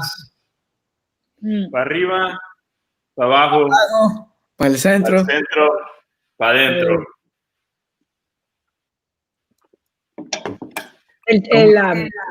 I think that's exactly what it is. Like, when you can love me with all my deficiencies and my problems, when I have nothing, and you still stand by me, and then we get here, and you still stand by me. Those are the friends that I think that are. This is why we were thinking about this, like, reunion doing together. Como dice Omar, there's so many, like Juan doing his music. There's so many talent in our class. Y la verdad, if you think about our school was the little school that couldn't. You know, Yeah. you mentioned about the school that can't. I don't think we think we had Statistics. football lights in until like our senior year. We weren't in the charts of anything in our school. No éramos los mejores, like traditionally we're not the top school, pero ve todo el talento que salió de ahí. You know, hay gente, creo que gente que tiene sus negocios como Victor. Like you look at all this stuff, that talent that came out from a school that traditionally, if you look at it, we weren't supposed to beat the odds. Yeah. But yet you have people that have achieved so many things in their own industry. And I think it's that Mexican that, you know, we've been kicked, that they say, tú no puedes, tú no debes, tú no tienes, or whatever. And we don't come from silver spoons. We come from the hustle. We come from the grind, from the, you know, doing it day in, day in. And it's like, we're here now. And it's like, this is what we want to open to the next generation. It's like, and even my kids say, Mom, like, that's so cool that you guys still get together. Like 25 years later, like, hey, and I always tell people in my industry, like, I'm going to get things done. Don't ask me how, but I know somebody that knows somebody that knows somebody. Yeah. And, you know, that is such a testament to our school that we have community. I know that I can call Omar and say, hey, do you know somebody that can help me with whatever situation would be? In this case, we work a lot of times with the communities. And if I have a family in need, I can reach out to him and he connects me to other people. But that is what this community is about, is like, there's no one. I think someone made a comment in the post, like, oh, I didn't graduate with you guys and I shouldn't be there. I'm like, we're like, no, you were part of the school. Like, we don't hold judgment or criticism because your contribution, you made an impact to our year, because we all came out from that same school that we weren't supposed to make it, but yet we're still here. Well, we weren't supposed to make it in so many different ways. Yeah. Yeah. And look at us right now. Yeah. It's awesome. You know what I also know about our Southwest? There was a rich culture and diversity. I often got mixed up for being Polynesian and Filipino, and I loved it. And one of the things that, like, there's nothing that says, I'm gonna give a shout out to a restaurant down on Main Street on Broadway. There's nothing that says South Bay like this restaurant called Mexipino. I know you guys have been there. Awesome. Oh man, the food's delicious. You know, like to have that Filipino culture ingrained in our area, like I just loved it. And it always seemed very seamless. And the like all the other cultures that were part of Southwest High School as well. It was integrated. It was part of it. It would just seem very seamless. And I just hope kids get to experience that too, like the experience of being part of other cultures and sharing the beauty of every single thing. And I love it when people like say, hey, when I went to Thailand with my wife and they would speak to me in Thai. And I was like, Jack no talk Thai. Omar no talk Thai, you know? It was like, because they thought it was Thai, but it goes back to like appearances. We Thai too. Thai, right? Like culture is everything, and sharing that beauty of that culture was awesome. So I want to bring on Juan. Francisco, you hang on? Do you still have time to hang out with us? Yeah, I have a few more minutes. Actually, before Awesome. my wife. All right. I know how that goes, brother. I'm going to bring on Juan. I see him to see if he can like fix his whiskers. He's ready to go. Juan, give me a thumbs up. There you go. He's fixing it up. Again, for people, this is the person, the artist who designed our shirts. We're going to bring him on to see how he's doing, and maybe he can share with us what he's been up to. What's up, Juanito? How you been? What up, everybody? What's Good going to see on, you, man. Juan? Nice to see you Hey, guys, Juan. man. Hey, you're getting so much love on these threads, on these comments, on the shirt. The guy that printed the shirts, A&M Team Sports, Let's stand up in his honor. he posted this on his Instagram, and he's saying everybody's loving it, man. I love the whole Batman looking thing, man. It is awesome. I wish I story about my first days at Southwest High School. You guys remember our principal, Goy Kocha? Yeah. Of course. I thought that guy was the most spirited principal ever, right? Right, I showed up and this guy's wearing a patch at the assembly, and I'm like, yo, Raider pride, brother, let's do this. We are Raiders. And he had his patch. And like 3 weeks into it, he's still wearing his patch. I was like, yo, this guy's going with it. He's legit. He's doing his heels. Spirit. He's in the spirit. Yeah. Right. He's not breaking his professional. No, he's not breaking character. He's like, no. I am Raider. And I was like, dude, do I need to go buy a patch? I'm at the swap meet buying my fake CDs and my socks. I'm like, I should look for a patch. Maybe I need to wear it at school to be just equally spirited. And so somebody told me, yeah, he needs to wear a patch. Like, that's I'm like, oh. Well, still, go ahead. Go Raiders, right? Yeah. I don't know if that was a superintendent playing a cool joke on him, but dude, that guy was a cool guy. He owned it. That was awesome. But one, again, man, designing shirts, the call was made. You responded right away. I was joking around, man. Everything was done. Tell us, brother. Tell us. I blame Maricela because I was joking around that I hated that logo. I've always hated the logo. And it was just one of those things where I never saw it. And even the new update, I'm like, what the hell is that? And it's just like, I drove by it because I ended up moving back into the neighborhood. And then I'm like, dude, what is going on? That thing's hideous. And then they're still using the old one at the same time. So it's freaky. And I'm like, you know what? Screw it. I'll fuck that up. It was funny. It's like, I showed you, like, I sent you a sketch. I'm like, here you go. What do you think? Dude, sketch was awesome. I think when you send it, I right away took a screenshot and I sent it to Carmen. And I was like, how awesome is this shirt? Why? I was actually kind of mad. Why didn't we do this before? I mean, what a great logo, man. Thanks. Change the game right there with that logo, man. It looks Yeah. it looks more 3D. It looks more Yeah. live. I told Homer I'm gonna try to go to the school and see if they can paint it on the auditorium. Yeah, on the basketball auditorium. They don't have anything on there. I think they took it down like a long time ago and they never replaced it. They have the same one because I went to a graduation a couple years ago and it was literally the same. Oh, really? Mhm. Dang. Yeah. So I'm gonna hopefully reach out to the schools to just see how we can get it done so that we can up that stamp. Cool. That's a great idea. Wow. Yeah. So obviously, this is not your first try at a rodeo. Yeah. What have you been up to, brother? Like, I've been blabbing about you being a artist, man. Tell us.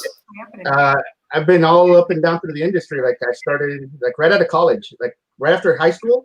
Like 2 days after we graduated, I moved away, and then I moved to, and I was like for 2 weeks I didn't know what I was going to do because I had no real their high school counselor. The counselor that I had did not help me at all and helping me out like with art school. The only person that ever helped me out with art was Mr. Rowie. That guy was the shit. Excuse my language. But he was awesome. Like I remember failing his art class, dude. I failed art in high school. And What? yeah, That's ridiculous. dude, I That's failed breaking art up in being in 10th a grade. music class. I failed art in 10th grade, and Mr. Rowie, he pulled me aside and took me to my counselor and asked me, like, dude, why are you failing? You aced art. You got recommendations from junior high. Quiero ver cómo Failing my class because I didn't show up. I stopped going because I'm like, this is crap. This is all little kid stuff. You're teaching me stuff I already know from 6th grade. I'm like, why do I need to do this? So I stopped going to the class, and then he's like, all right, so you think you can take on an advanced course? I'm like, what's the advanced course? Oh, well, we do art history. We do a bunch of other stuff. I'm like, yeah, sure, why not? So I was like, all right. And he put me in there. He goes, I hope you can handle it. And I was like, from that point on, it's my 5th period class, and it stayed there throughout all of high school. Even when I didn't even need it anymore, I just took that class. And I was just hanging out with people and drawing. And then he like cultured it and taught me other stuff other than just comic book stuff. He taught me how to adapt. And that's the biggest thing that I've learned through my life, through like my career, is that don't stick to one art style because art changes constantly. You can have your style, but you want to adapt. And if somebody needs something else, you got to be able to give them what they want. And it's made me like a commercial artist that way, where I've been able to jump from video games, movies, TV. It's like I'm working on a bunch of projects left and right. I applaud you for that because it's anything that's challenging is going to make you better. And then when you speak out like that, especially to those that think they know it all, yeah, and then you see someone that is younger than them and they're like, what does this kid know? Dude, I taught a class in college. That way, sorry to interrupt, but I taught a class in college like after I graduated or whatever, I became a TA and I became a teacher in that school. And I had older people in that class. And then this guy was like, I don't need to learn from you. He was like older than us. And then we had to like school him, like, hey, dude, it's like, it was 2 young kids teaching a class. And this some older guy, I've been in art for 20 years. And it's like, dude, you don't know everything, man. There's always something better. That's one thing I've always learned. There's always somebody better. And there's always somebody that knows something that you might be able to learn from. So it's like, I've never gotten the like, I get a big head, but there's also, dude, you got to learn. It's like, sometimes you got to take, it's like, you need to be able to take critique as much as you can give it, because that's what makes you better. You need to be willing to learn. Yeah, that's exactly. You know, be a student before you can become a teacher, and that's very, very, very like so true. Yeah. So, and that's humbling. Yeah. You know? Yeah. Juan, I have speaking of outside of your comfort zone, somebody's, let's see, are you going to do a Kiss impersonation? I think the Arab band still resonates. I don't have a tongue anymore. Burning people's brain, brother. I dropped that tongue, and I still should have spit fire. I kept saying I was going to spit fire, and they told us not to do it because the fire safety. And I was like, damn it, I should have done it. Why did you settle for their thing? You should have let art drive you, man. Yeah, well, that was one of those moments where I'm like, all right, I'll listen to somebody because they might know more than me. You know, like I might set the building on fire. I didn't want to. Safety, right? That whole safety. There was still a bunch of acts after us. It's like. And then we should petition South by Side to change the logo. I am for that. We should petition South by Side to change the logo to yours. you guys would think I'm not kidding. I'm gonna email the superintendent, the school district, the school, and figure out what we need to do maybe to make it happen. That's awesome. Leave that legacy. Yeah. Leave that legacy, Juan, right there. There's a bunch of us, man. And like Frankie was saying, there's so many of us that people haven't realized that help. Like my older brother and his grade, they're like him, and it's like I think he was his friend was a guitarist or something like that. I can't remember his name. Andy Quinn. Yeah. It's like he was friends with him, and they would play football together. And then my brother's like a sportscaster, and I'm like, dude, it's crazy. It's like there's more than just a few of us, and then it's like we defied the odds of Southwest High and South San Diego. Hey, man. That's what we have to do, and that's what's in our nature. We have to just defy the odds, and and keep fighting, keep fighting, and follow our dreams. That's what we got to do. You're gonna fail. You're gonna statistics all day, every day, whatever data that the government has. At the end of the day, it's up to us to change that. Yeah. So, I remember my counselor told me not to waste my money on the applications for college. Because you know how you used to have to go pay for every application to submit, and he told me, "Oh no, mija, ¿para qué gastas el dinero en las aplicaciones?" I was like, "What? Like really?"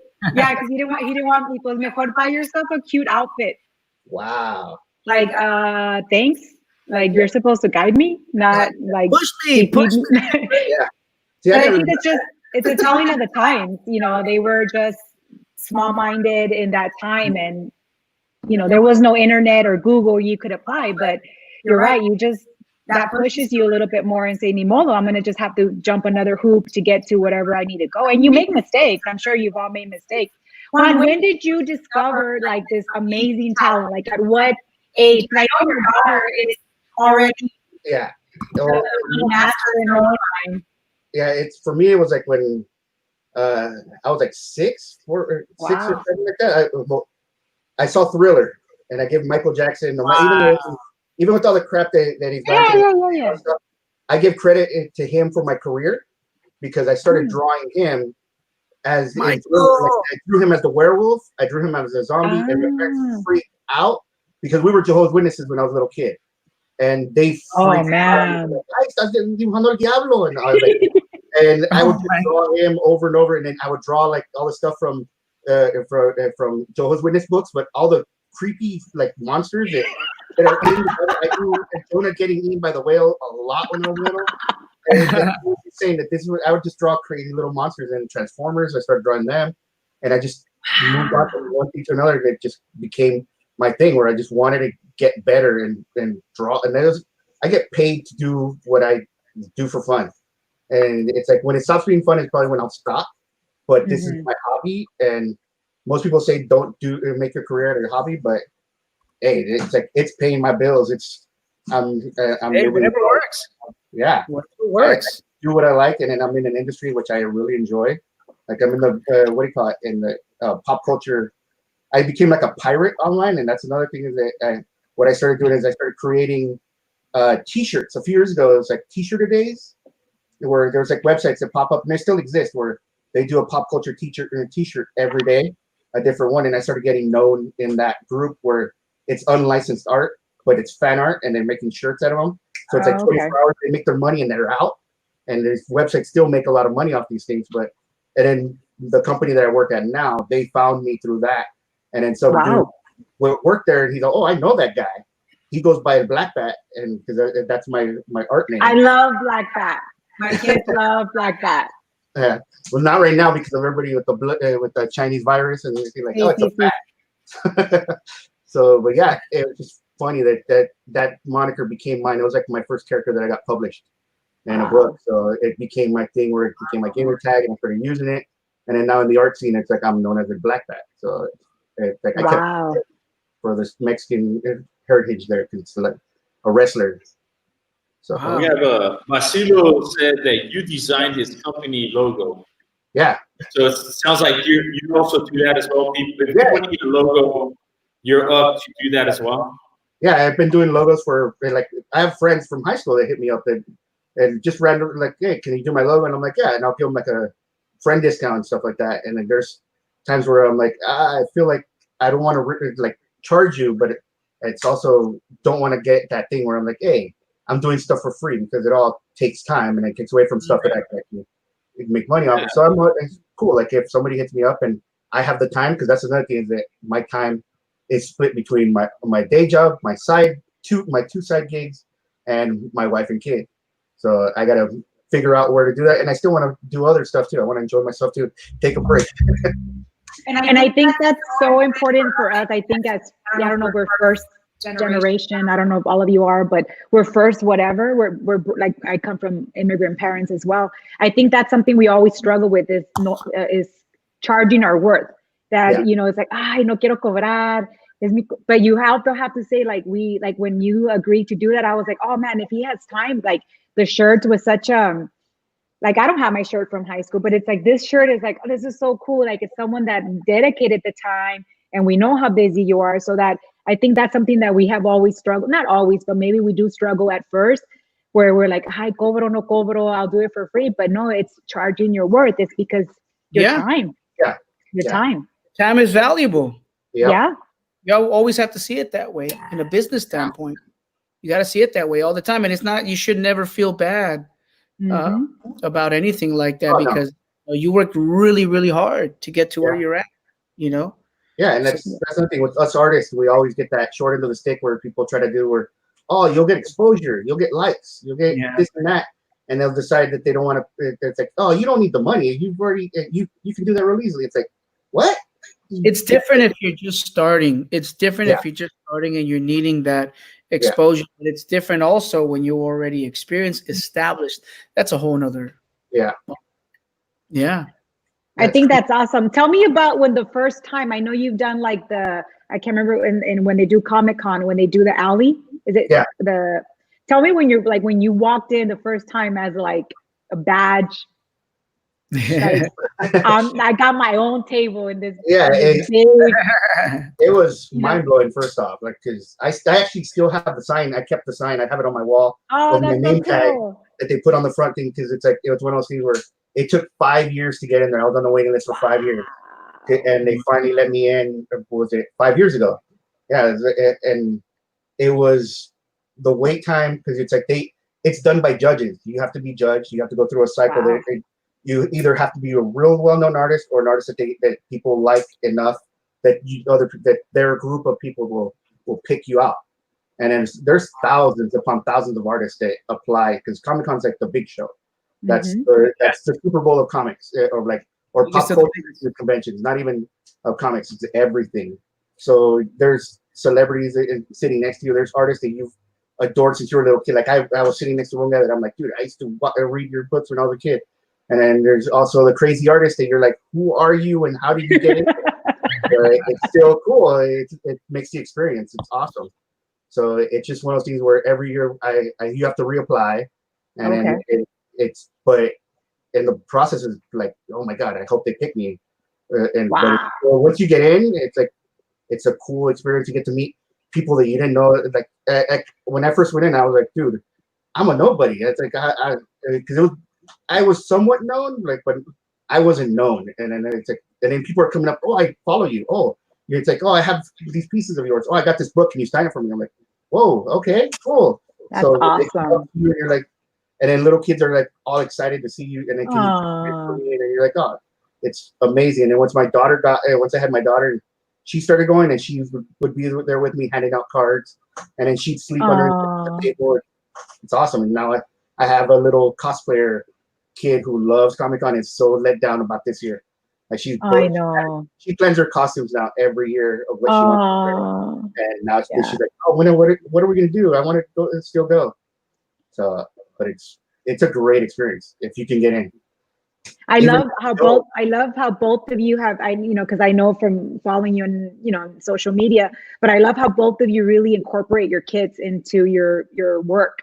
I know I see Frankie, you travel a lot with your kids and your daughter when she's singing, and like Juan, I just love seeing Penny's like stuff, like how she's really incorporated, and not only are you breaking that machista dad, separating work like what you said, but you guys really balance family time, professional time, and you blend it, both of that. And I think that's such an awesome role model for for younger kids to say that you don't have to choose one or the other. You can incorporate both and let them be, you're the kids, the dads are the role models, the heroes of their kids. And so they get to, I'm sure that your daughter, when she sees you, all these people like, what? Like daddy is this amazing guy, but he's still daddy. You know what I mean? He's still dad. And she gets to be part of that world. I think it's awesome.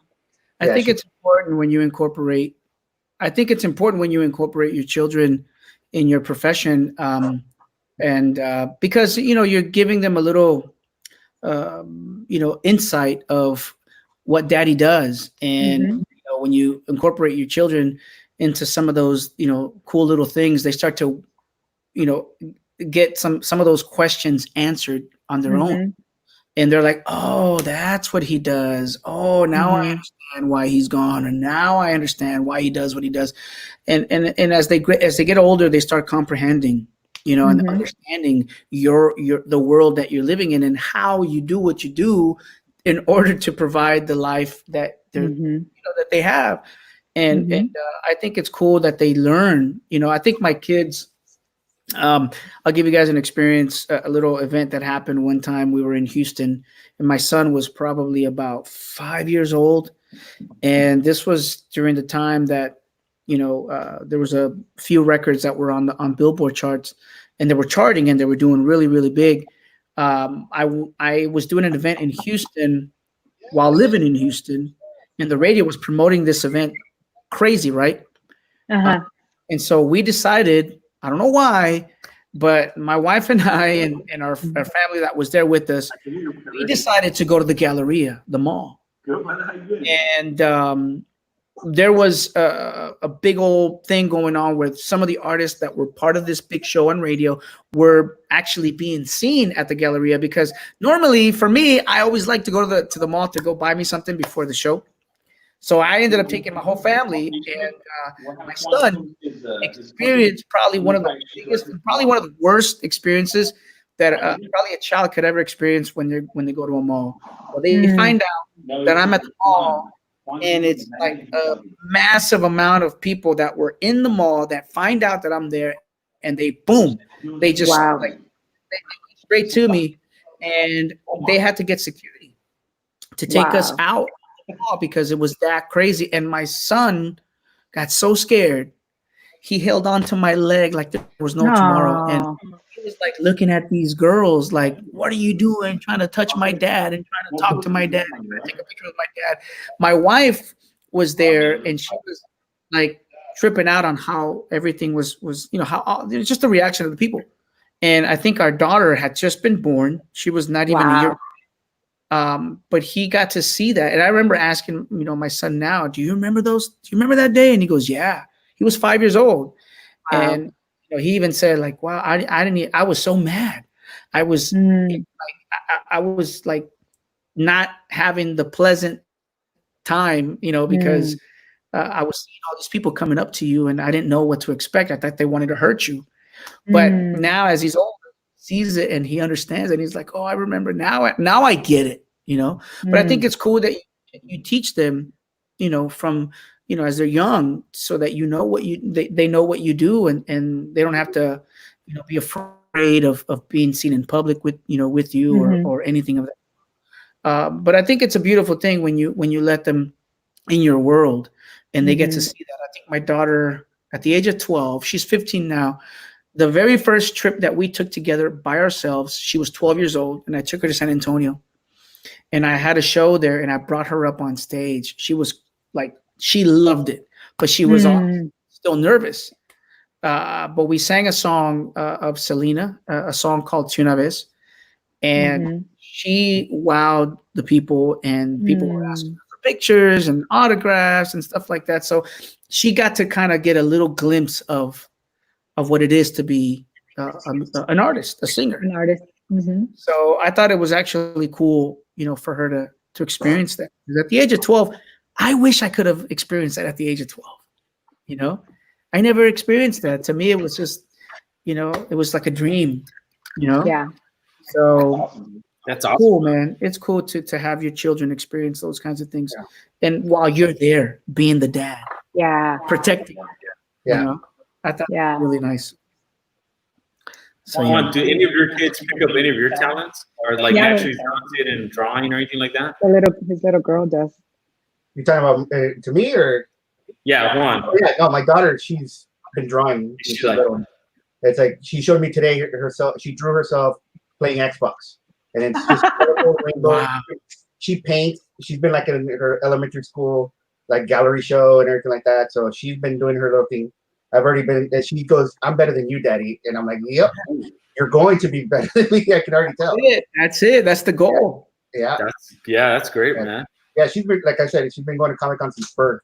Basically, when she was like, I carried her like a baby Bjorn. There she is.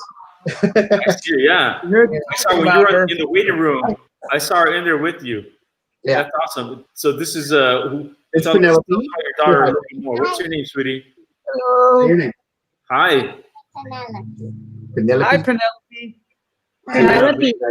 Those are my Saying that friends. you're an amazing artist. I've seen some of your art your dad puts, and it's amazing. You see what she said? She's been watching your art and she thinks it's amazing. I like it a lot. Thank you. I Do you worked think- really hard on those actually. Do you think you're getting a little bit better than that? Yeah, I think I'm gonna be better than him. All right, I'm gonna drop you now. No. I can't wait for your own pins to come out. What's that? I said I can't wait for her own pins to come Oh out. yeah. Oh, she's always giving me advice of what I should do next. You should do this. Yeah, you should do Descendants. That's really popular. Kids love Descendants. You need to work on that. Yeah, And I'm That's like, awesome. Descendants, and I don't have the following for Descendants, but are maybe. you sure that the black thing? Yeah. Juan, I Yes. have a request, man. Sure. One of my kids, she like recently discovered like art, like a love to it. Would you ever consider doing like a YouTube, some sort of like tutorial for kids to jump on and learn how to draw? Yeah, I've actually thought about doing that. I did a while back of how to draw Batman, like a quick way of doing them based in shapes. And I've been showing my daughter that type of stuff, and I just need to make the time for something like that. But yeah, I've thought about doing something like that, giving back in some way like that. That'd be cool. Let me ask you, people. I know people have been sending messages either through Messenger, like if they want to connect with you. I know some people are kind of bummed that they didn't get the shirt, and we had given them a timeline just to get the shirts for this. I was like stalking everybody. I think I would check on Frankie to see where he was at, if he was on tour, and I was like, he's home. I'm like, Frankie, don't forget your shirt. So some people missed out the deadline. Can they still get the shirt and connect with you? There's I think Omar shared a link, and Okay. that's through, like, my independent printer. It's a company that I use to print shirts for me. So they would be made by them. They're Okay. a different quality than what we have got here because these are screen printed. The other ones are direct to garment, so they'll print directly on the shirt.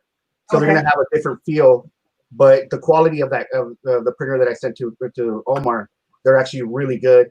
The colors are really bright, and it's like, Awesome. so they can get it through the link that's on the site. You can go to my website as well. There's a link to on my website, like in blackbat.com. So if they want to go and check out the stuff, I have stuff on there. In fact, it's like I can share my screen and you guys can see some stuff. Like I can share like some top secret stuff that I shouldn't be sharing, but because it says so. Oh, and then, Ooh. I love it. I did do an SOH coupon on my website. So Ooh. I'm doing like 20% off everything. I don't know if it works for the shirts because it's not connected, but anything within my shop, you can get 20% off. So and then you just on the checkout you put SOH, and Okay. you get like a discount. So if anybody's interested, Nice. not trying to sell, but I'm just like, I was like, hey, I want to give something to you guys that are here as well. Try to sell. What's that? No, Sell it, man. Sell it. no. I That's, always I feel like always a salesman for this is- 99% of the time. I'm always like, hey, like my Instagram's become more of that used to be my thing just to show my art. And now it's like people, oh, can I buy that? So I've turned it into where I've been monetizing it. So but it's just, Before you share your screen, to get you ready, Yeah. we got a otro toast. We got another toast coming up. Raise your glass, Raiders. Do a I little gotta start with that, all right? that's okay. cheers. Cheers, salud. Stay Cheers. hydrated. No, I think that's going back to the word. That's what I was talking about us connecting, is that it's for us to create community, like support small businesses, support artists, our local artists, like being more conscious about where we're putting our money. Like I love a lot of those things, and this is not like this is, I think this is what it's about. It's like supporting each other's in any capacity when you can give the friend discount. But the reality is like support each other in our own industries. And I know there's a lot of people that are following right now. They have their own products and their own things, but it's about knowing, like, I don't know what everyone's been doing since we graduated. It's not like we always know, but this is like a little way of creating the community. And I think supporting your work is awesome. Like t-shirts. I know there's a lot of stuff that you do have that my kids, I know we've purchased a lot of stuff that it's cool. Like they say, oh, my friend drew that. I know you've done like stuff for Minecraft and like muchas cositas that I've been able to purchase. And it's cool because it's like stuff that they know is connected to people that I know. Yeah, it's crazy. It's like when I walked into a Walmart and I saw my drawings on a t-shirt in the kids section, I was like, holy crap. It's like it's just crazy to see your stuff in a store when I'm in LA and then I see my art in the window of Hot Topic. So cool. I'm like, holy crap. And I'm just walking through a mall in LA. And I'm like, it's like, dude, what the hell? And it's like the front end. They did a billboard, and you're like, wow. That's crazy. So someone put right here, Juan, quiero que me hagas un upgrades en mi logo. Who is that? I don't know who is that. Who is that? I don't know. It's just a Facebook user on this. Who is that? Va a salir chamba. It says Facebook user on it. Yeah. Only. I don't think it's showing who they are on this thing. Oh, and I'm gonna have to connect with you on some of that stuff, bro. Yeah, man. I have a lot of merch that I also put together for the shows. Yeah. Some artwork would be awesome to do. To work with you on. Dude, hit me up. Yeah. After this, I'm on Instagram. That's where I'm the most number. social on. Yeah, I'm most social on Instagram. So if you follow me on Instagram, send me a message through there. That's what What's I'm your- always on that thing. What's your Instagram? And Blackbat. ELBO. Okay. If anything, send me a message on mine. It's the real Frankie J. All Just right, send I'll me do a it. DM. Yeah. Yo te lo mando también. Porque no lo tengo. Yeah. Creo que el que puso el logo dice que es el chino. English. ¿Cómo? I don't know. It's going to cost them. Oh, the one that put it in there was is El Alex Bustamante. I think he has his own beer, or I don't think he's doing a brewery or something. Oh, really? So I think so it's el chino, it's Alex Bustamante. So he's gonna want to connect with you. Okay. Like I said, contact me through here or Instagram. He's Okay, he's doing craft beer. He's doing craft beer industry. All right. So I'll send an email to you so that you guys have each other's contact information. All right. Hey, the more we know, the more we support, the more we grow. Hey Juan, do us a favor. Can you put on your direct website or Black Bat where people can order all the materials that you were talking about? Yeah. And then repost the link for the Raiders shirt, because I think people are still going to want some of these as well. All right. And then when it dropped down to the medium that I was talking about earlier on, I'm probably going to buy a medium from you as well, if that ever happens. Yeah. Hey, I I don't have, and if it's perfect. Yeah. After a question of this burrito, though, from El Pollo Grill, I don't know if it's going to fit, man. All right. So, Juan, dude, it's good to see you, brother. Yeah. Thank you so much. Thank you for designing this. I think we're going to start a petition to get this at Southwest High School as the new logo. We're doing them a huge favor. It's going to be a shirt that those kids can actually wear with a little bit of pride. Because, you're right, man. The old logo just looks outdated, and it's time to be upgraded, right? Yeah. Oh, wait. Before I go, want me to show you the top secret shit? Yeah, Yes, let's see some of the pictures, man. All right. Let's see. Can we do like a drum roll? Let me see to work right away. Let's see. Share screen 3. This is awesome. That working yet? You should put like intense music or something. Don't you have that? Can you put some intense? Como job. job. Dun, dun, dun, I dun. think you need to allow it. I just shared it. There's like it's in the back room. Here it is. All right. Oh, All right, is that so black? these are Minecraft things that I've worked on. So But isn't it black hat? No, yeah, this right here is a black belt. This is my little avatar character. that is so I actually cool. made that mask and wore it at my wedding and got it in photos. So He got buffer, no? there's a little fat chubby version of him. So let's see. Here, let me go back. Cool. It's the COVID-19 version, 19 pounds. Yeah. But let me see. Let me make this wider and bigger. But I got to work on something. It's like a brand new game that's coming out in November, and it stars Keanu Reeves. And I don't know if anybody's prepared. So I got to draw Keanu. And What? Proved like on the first shot, I had to go to Keanu Reeves and him. So this is the character that he's playing.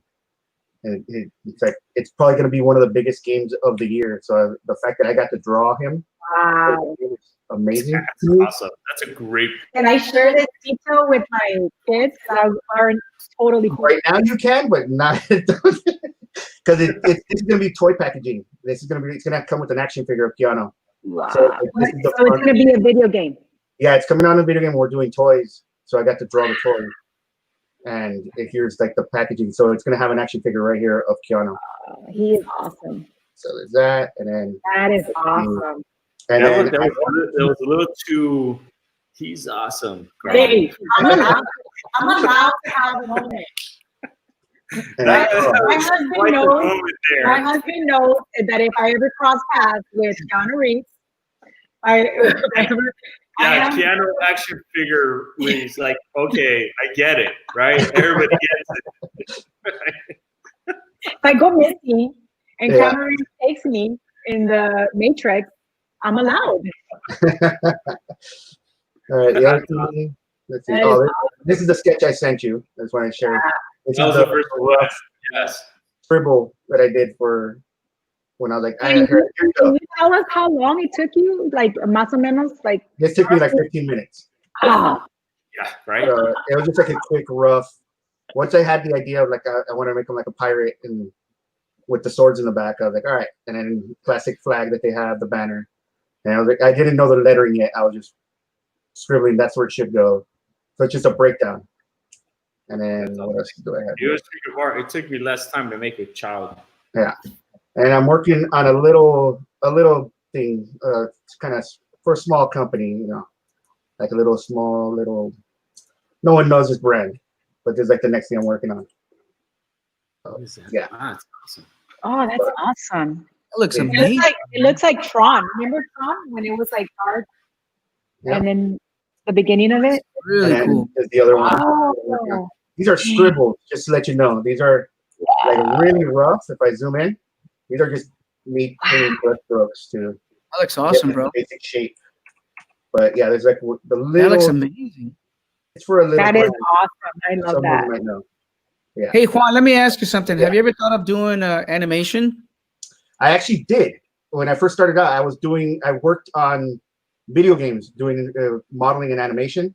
So I was doing 3D animation and that type of stuff. And You ever done videos? You ever done videos like any like music videos? Animation? It's like I did it like little mini videos here and there, like Huh. a few things here and there, but never were. Would you be willing to?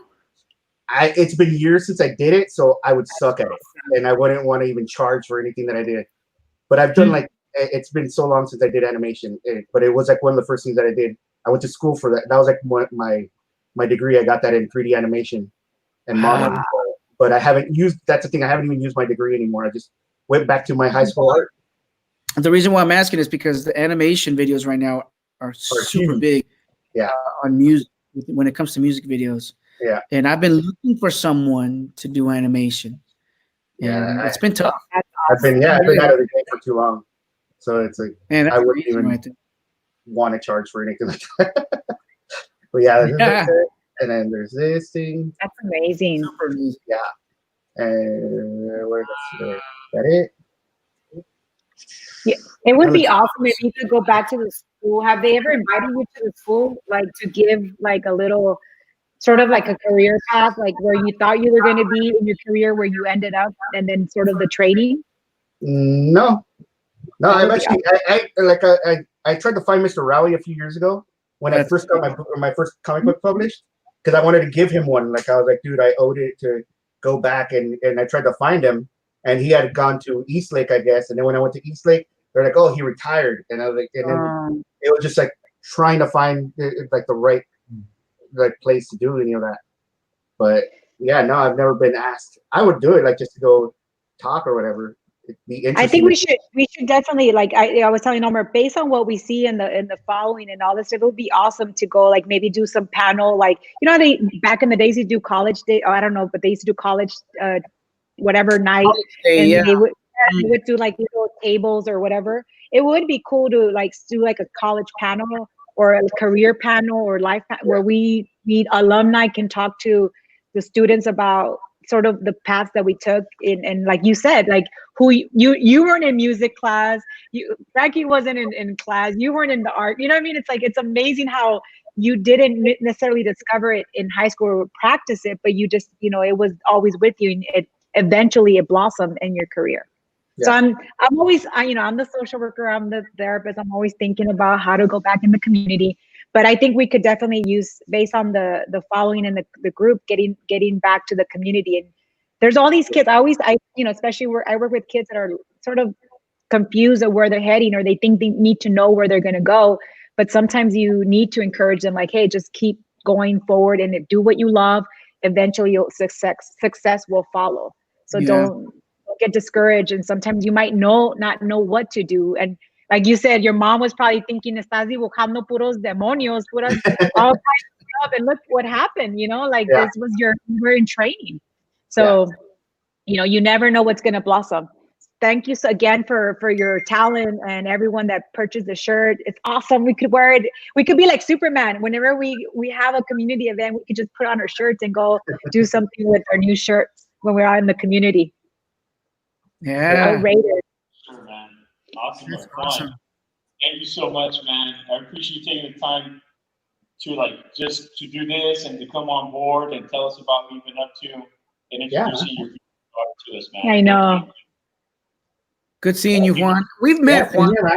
Haven't we met before? Yeah, we were in several classes. We were like we weren't friends, but we knew each other indirectly. Right. We sat next to each other a few times, but it was cool.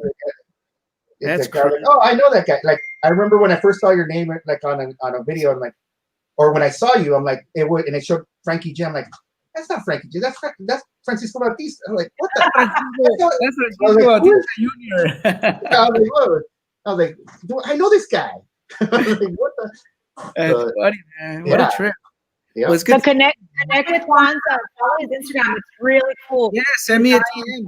Yeah. Send me I a will. direct message. That way we can connect, because I'm always looking for art, always looking for new ideas, and always looking for stuff that I can put on my merchandise. Yeah. I have a few people that do it already for me, but hey, man, it's always good to have new ideas to come, with the merch and all that stuff, for posters, and I mean, you name it, everything. Juan, and I'm gonna send you the information from I got his information. I'm gonna send that to you. All right. Cool.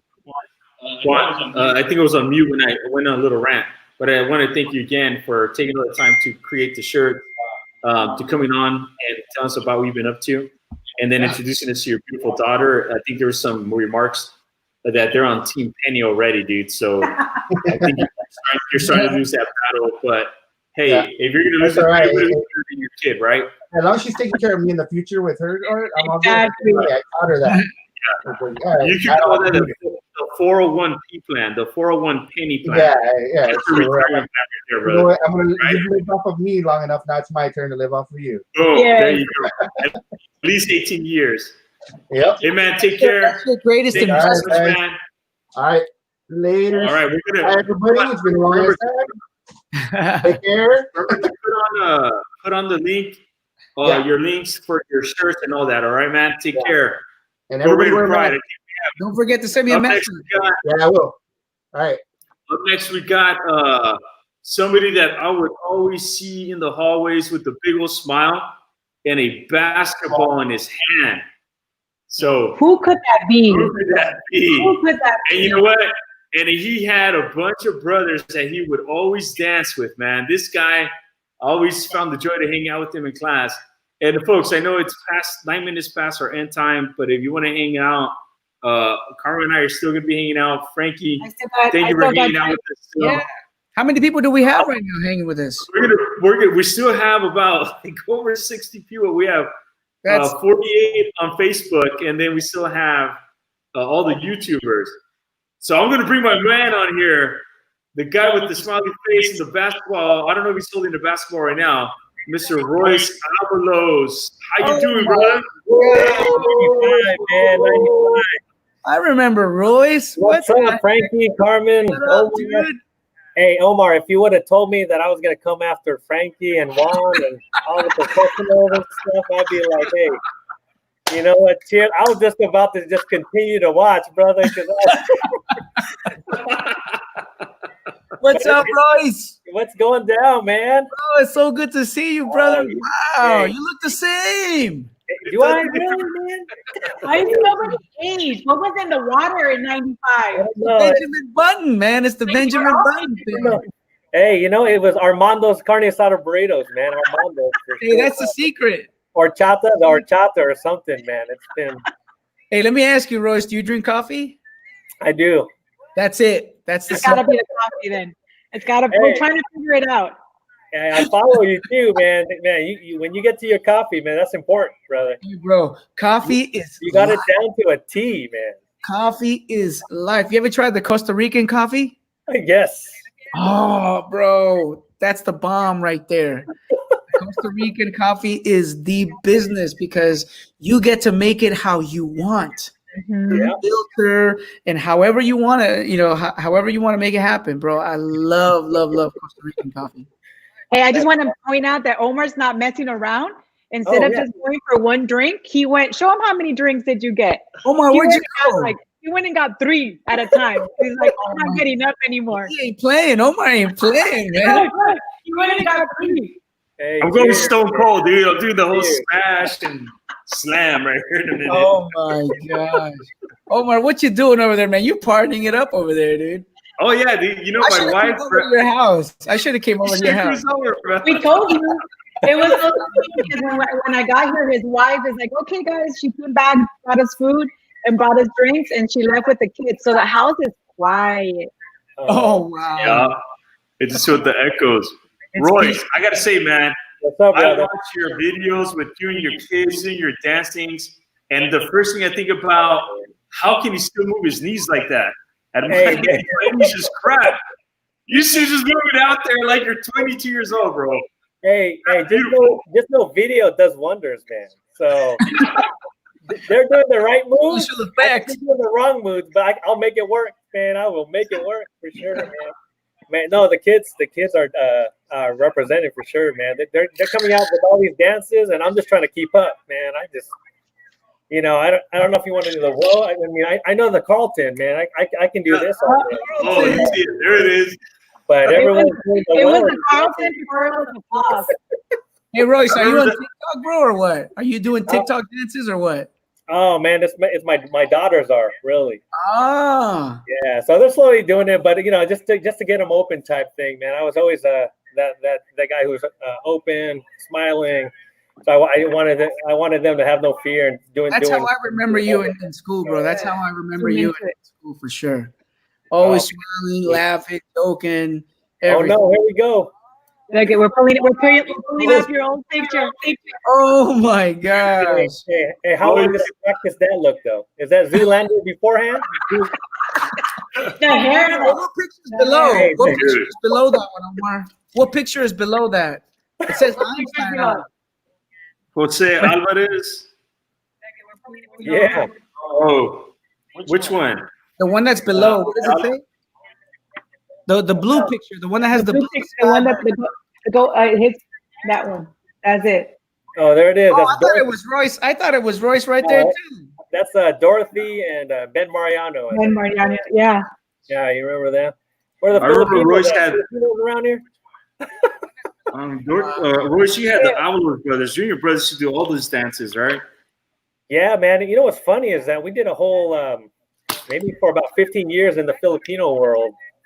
We did a little comedy dance troupe. So when everyone was doing little hip hop, little serious dances and things like that, we would be the like comedic dance performance that they would invite us to.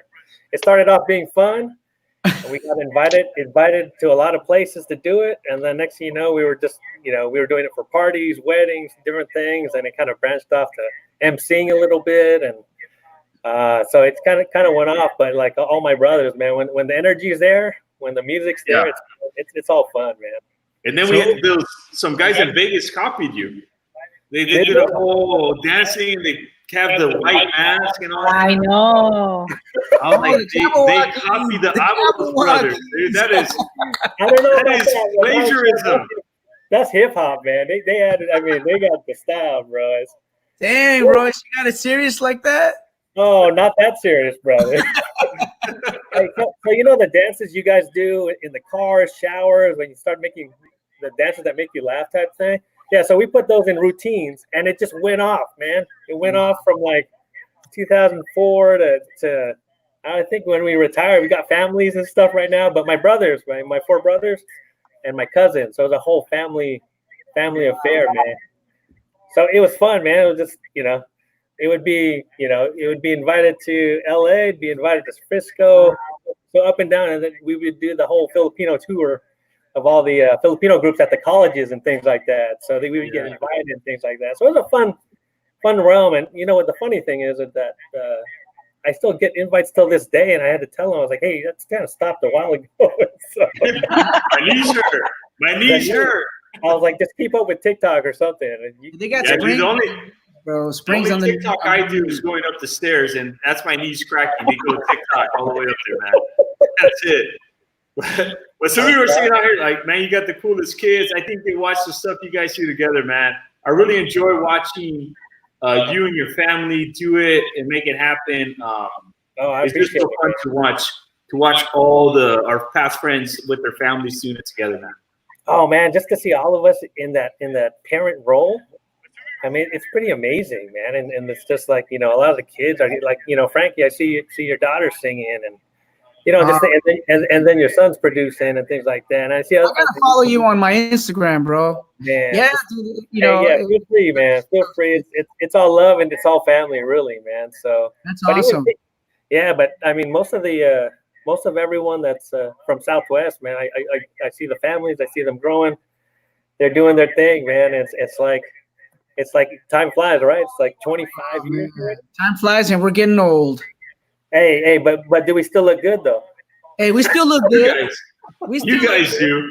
Hey, you guys look great, man. You guys look great, man. Look at this picture. The only difference is that Royce grew a little goatee there, and that's it. Dude. Hey, we're growing we're growing the. Omar got mad at me when he saw the high school. He's like, "Why didn't you let me have that little line on top of my lip?" I'm like, "I didn't know." I thought you were a friend. You're supposed to tell me shave that. My eyebrows were thicker than You're the supposed to look mustache. out for me. Oh, man. Yeah, it looked like Cantinflas. You know, it was like it was one of these things. Tap me on the shoulder and just like, hey, let it go. Bro. I gotta tell you guys something funny, man.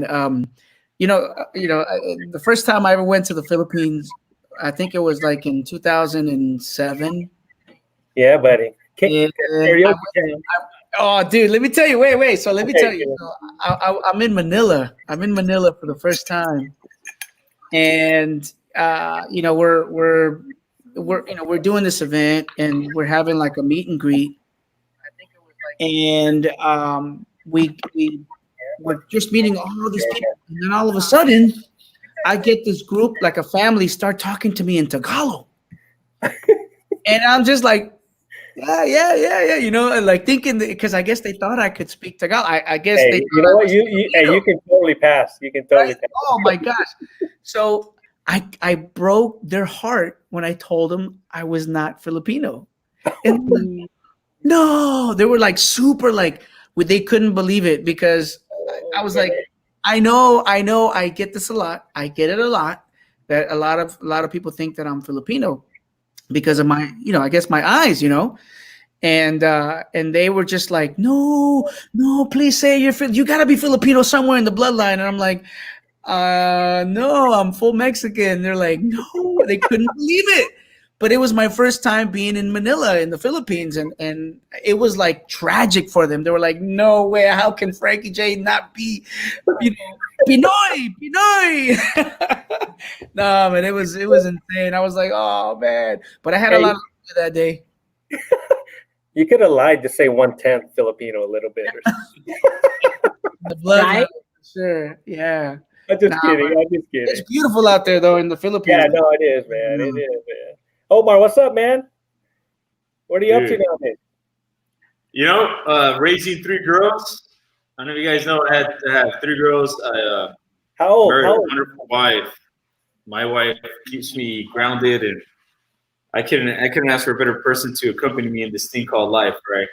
Yeah, that's what's up. 3 beautiful girls: Geneva, Sienna, Milan, 11, 9, and 7 years old. Oh, And it's like most of us as parents, that's my world, bro. yep. So That's me it's been too, great, man. man. Yeah, 10, 8, and 2 right here, man. I got 2 girls, and I thought I was gonna have Charlie's Angels. So we tried for a boy. We got our boy, man. He's 2 years old. Congratulations. Oh man, it's definitely a blessing. They're all a blessing actually, and it's been a fun ride, man. As hard as it is, it's been super fun. I have a lot of fun with them, and man, the boy is definitely different. Man. I mean, the girls they let me read to them. They let me finish a book. They let me. They don't write on the wall or their tummies. It's incredible. Man. That's But, awesome. Yeah, so That's it's been awesome. good, man. How about you, Carmen? I have a blended family. So I have a combination of 7 kids. I have adopted, bio, stack. So I have 22, 21, 21, Oh, you're 216. graduated already. Yeah. So I'm Mine- like, it's mine the only toughest have hood. And then I have 2 11-year-olds. Oh, okay. Okay, nice. Yeah. So my husband and I are like the Mexican Brady bunch. Hey, He had 3, I had 3. And then we adopted a couple. Yeah. So it's the toughest hood. The toughest hood has been parenthood. hey, you guys, it's a parenthood for sure, man. You guys are doing Super well. It's Well, I'll let amazing. a cheers. A toast. To Your parenthood. parents. I don't have mine anymore. Mine's gone. Oh. Aw. Hey, to all the All right, South guys, I think we're going to man. start closing Yeah. off. Frankie, I hate to put you on the spot again, brother, but would you mind sending us off this great time I think we all had? Royce and everybody, thank you guys for joining us. Frankie, will you send us off with the song? Oh, absolutely. Which one do you guys want? Oh man, I think it's singer What about if I do TVB. What if I do a ranchera? Let's go. They People said a ballad, una balada, a ballad. Let's see. What if I do a something from the new album? Ooh, another release, another new stuff. Something from the new album, I would say, because it's only right. I think Yeah. I don't know if you'll understand this song, but it's a Spanish song, and it's a very, very classic song. And for those of you who do speak Spanish, you'll know that you'll recognize it right away. It's a song from a very well-known Mexican actor, singer. His name is Pedro Infante. Oh, It's a song that I'm sure people will raise a lot of tequila shots in the air the moment you hear the first lick of the song. So check it out. I don't know if you guys can hear that. Let me see if I can turn this on. Let me turn on the speaker so that you guys are able to feel the music, or else it's not gonna be right. Okay, let's see. Can you hear that? You guys can hear it? All right, it goes something like this. Y tú que te creíste el rey de todo el mundo. Y tú que nunca fuiste capaz de perdonar. Y cruel y despiadado, de todo te reías. Hoy imploras cariño, aunque sea por piedad. ¿A dónde está tu orgullo? ¿A dónde está el coraje? Porque hoy que estás vencido, mendigas caridad. Ya ves que no es lo mismo amar que ser amado. Hoy que estás acabado, qué lástima me das. This is the hard part.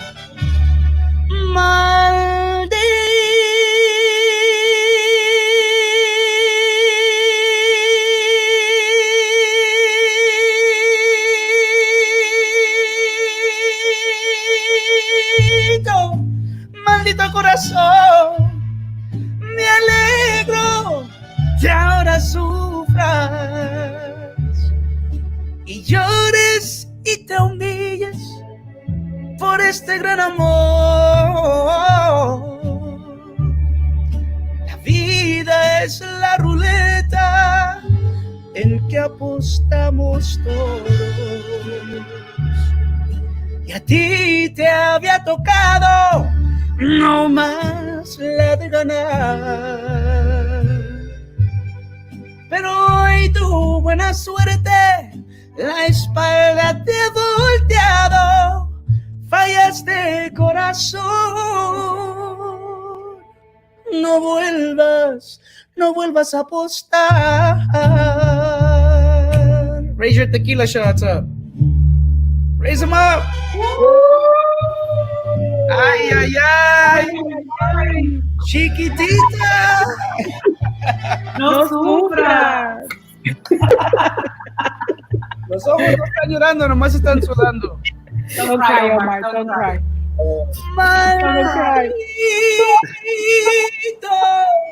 Maldito corazón. Me alegro que ahora sufras y llores y te humilles por este gran amor. La vida es la ruleta en que apostamos todos. Y a ti te había tocado no más la de ganar. Pero hoy tu buena suerte, la espalda te ha volteado. Fallaste, corazón. No vuelvas a apostar.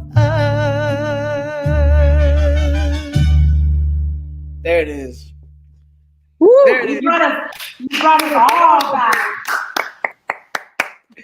That was Frankie. that was the second single off the album Canciones que Recuerdo, which is out already. So if you guys want to Wow. go check it out, it's all over all the digital stores: Spotify, Apple, Tidal, Google, Shazam, Amazon, you name it. And I got to tell you guys, the CDs, I'm telling you, they're memorabilia. They're super memorabilia, physical copies. So yeah, man, like it's out there already. It's been released since March. And yeah, go get it. It's amazing. Good stuff. A lot of classics. We're gonna bring back the CDs and the vest and the Avalos Brothers dancing, dude. Yes. All at this. Where we're gonna do this? At the unveiling of the new logo at Southwest High. We're gonna make. That's gonna be the next shit we're gonna make happen. You guys in for that? Come on, let's do it. Hey, do it. let's do it at the auditorium. All right. There it is. I think Pack so. that house out. Yeah, man. It's a must. It's a must. I think man. it's a great idea. So let's try to make that happen. Frank, it's been too long, man. I want to thank everyone who joined us and is watching. Cheers to all you Raiders. Cheers. It's been a pleasure hanging out with all of you, Frankie. It's been a pleasure listening to you sing and Thank you, all the guys. folks that Love you logged on and joined us today. Yeah. Absolutely. All right, guys. Thank you, We're gonna log everybody. off. Thank you, Frankie. Somebody put on here that I look like I'm ready for bed. It's not the drinks, it's the age. It's the It's the age. And we're gonna continue. I know a lot of people were commenting as far as they were hoping it was gonna be a Zoom, so everybody was gonna be able to connect. We couldn't do that with this platform. We just made it this way, but we definitely want to use the Facebook group page for it to continue as a way to connect and also find opportunities for all of us to find ways to either follow each other through Instagram or Facebook and stuff like that. I know there's a lot of people that I would encourage, I don't know what you think, keep putting like some of what you've been up to, what you're doing, so that we can keep this going on for as now. This is it. This is the new way of communicating. Yeah, this is the new norm now. And I know Yeah. some people are asking how they can follow us on our social medias. I don't know if you guys want to go ahead and say your social medias and I'll say mine, and that way we can stay connected somehow, some way, at least through social media, right? Yeah, and I think that in our group that we have that through Facebook, if you put in your social media and you could put it in the link and people can start following that way as well. It's an easier way because it is a closed group. So it's just for class of 1995 and everybody can put in there like who you are. And I think that's how people are reconnecting. We wanted to get everybody in to see everybody in like little boxes, but with this platform, we weren't able to do that. And so we just wanted to start this, we're amateurs, we're not professional producers. Social Social media media guys. It's just Omar and me and a couple of drinks. That's it. That's all we got. That's all it we took. got. That's all it took. Well, But we wanted to hear. I know there's a lot of people in our class that have done amazing things, and we want to continue supporting and connecting with people. So if we didn't put you in right now, it's not because we didn't think you were important enough to be put in. It's just that we couldn't get everybody in this time space, and we want to respect everyone's time. But thanks everybody who connected. Thanks everybody that followed this idea that Omar and I were having. We thought nobody was going to show up, and look, it's been amazing. We had this amazing opportunity to connect with everybody. big shout out to everybody who connected. And I mean, I know there's some people asking about our social medias. Guys, girls, send us messages. My Instagram is The Real Frankie J, and I want to connect with you guys if you guys want to connect. Carmen, Omar, I'm sure you guys have your social medias as well. Tell them to connect with you guys at the same time. Tell us when your next performance is. Maybe we can all see you next. When are you performing locally? I will definitely keep you guys posted. As of right now, we are planning. I actually have a meeting with this company on Monday. We're going to be doing some live streaming concerts. And I think we're going to be like, for real. This is the new norm. For a lot of us artists, we're going to start doing some live streaming concerts. So hopefully everything goes well. Primero Dios, on Monday with this company called Sessions Live. Okay. We're going to talk about doing some live streaming shows. So if we don't do any physical shows from here on out till summer of 2021, you're going to catch me definitely on some of these live streaming concerts. So just follow me on all the social medias. I mean, Instagram, I already gave you guys my account. It's The Real Frankie J. Follow me there. And I think all the social medias are the same. Twitter is The Real Frankie J. The only thing with Facebook, it's just Frankie J Official, which is my main page, the fan page. But yeah, it should be coming pretty soon. But yeah, I'll keep you guys posted.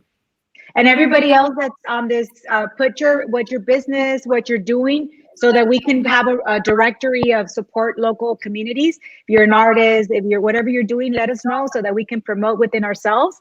And that way we can support each other as we're going to navigate this new world. Saludos. We love everybody. Omar, thank you for always following my crazy ideas. Salud. And everyone, salud. We love everybody, and everyone was awesome. Keep commenting. We're going to keep following. We're going to still be here for a while. Virtual hug. Keep following.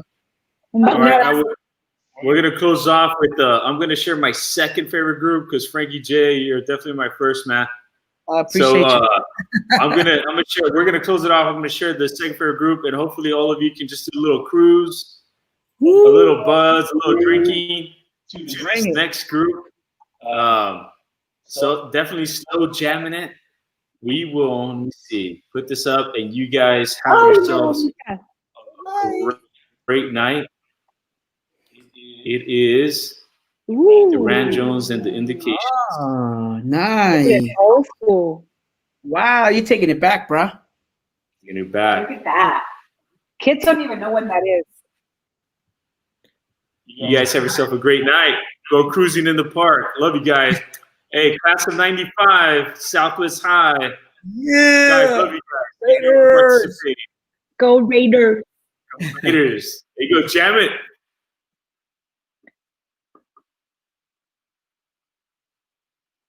You have it on mute. Do you have it on?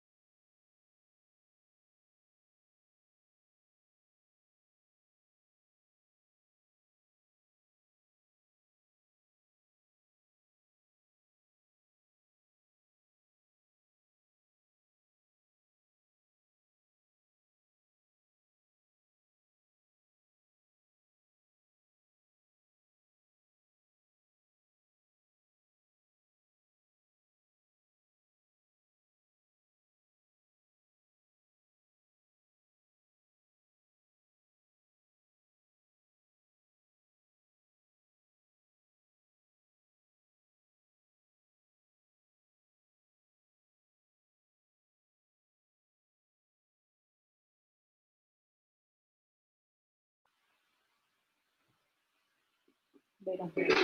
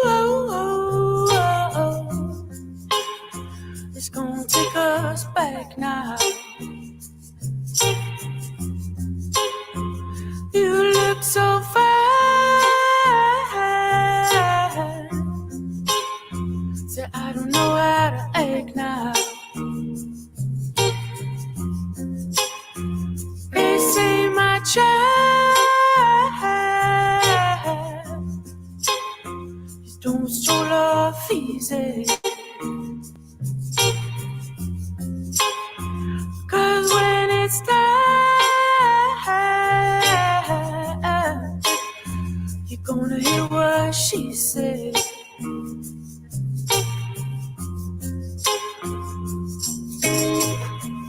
Is it any wonder? Is it any wonder?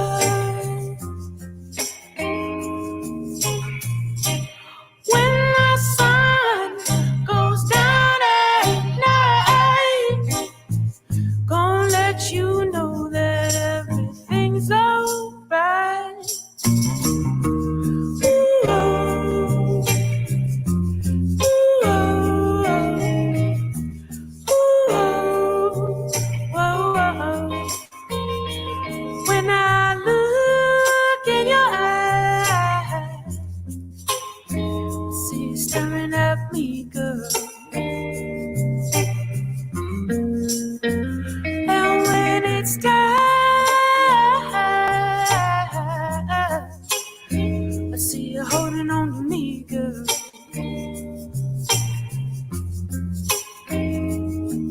'Cause you gotta hold on to me, yeah.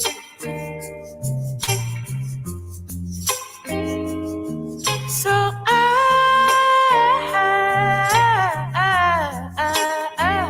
gonna make you see it.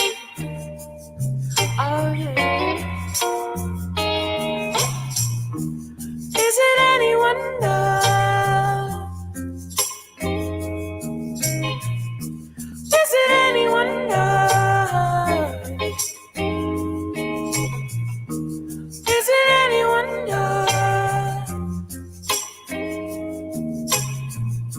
Is it any wonder? If you ever leave me alone, I'll be crying, wishing you'd come home. Come on, baby. Is it any wonder? Is it any wonder? Is it any wonder?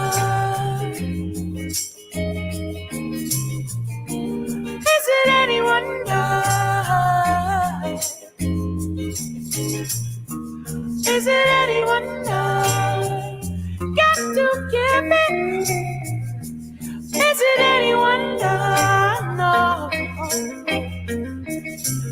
Your love, your love, your love is a lifetime. Is it any wonder?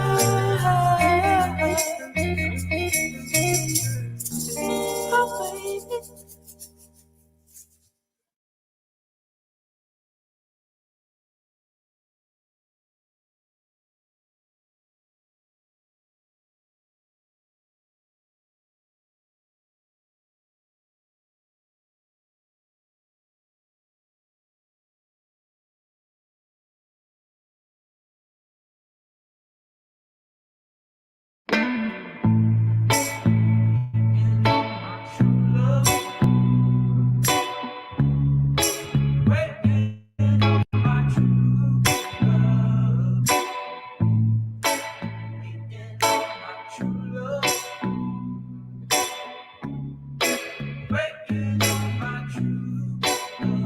I get so tired of people wondering what I'm doing, but I'm waiting for you. And girl, I waste my time and spend it on my wishes, babe. Just wishing that you're waiting too. Oh, baby. Girl, you know I'm waiting. Yes, you know I'm waiting. Girl, you know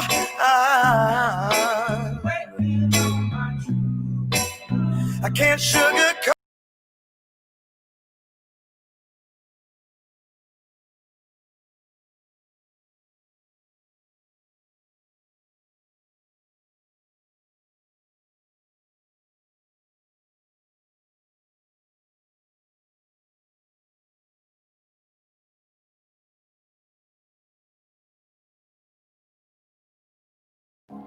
He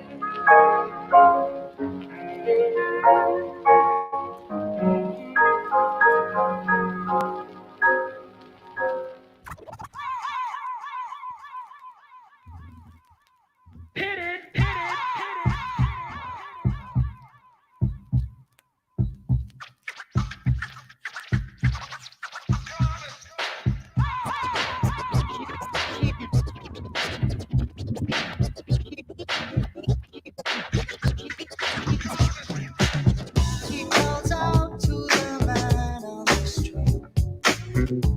Sir, can you help me? It's cold and I know it's slow. There's somewhere you can tell me. He walks on, doesn't look back. He pretends he can hear her.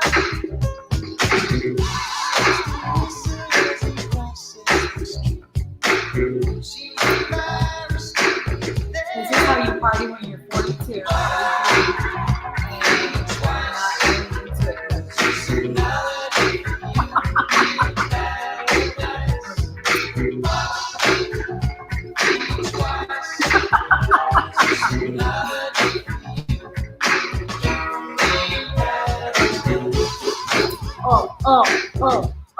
Oh. That's like the lazy dancing right now. They're saying, bring them on camera.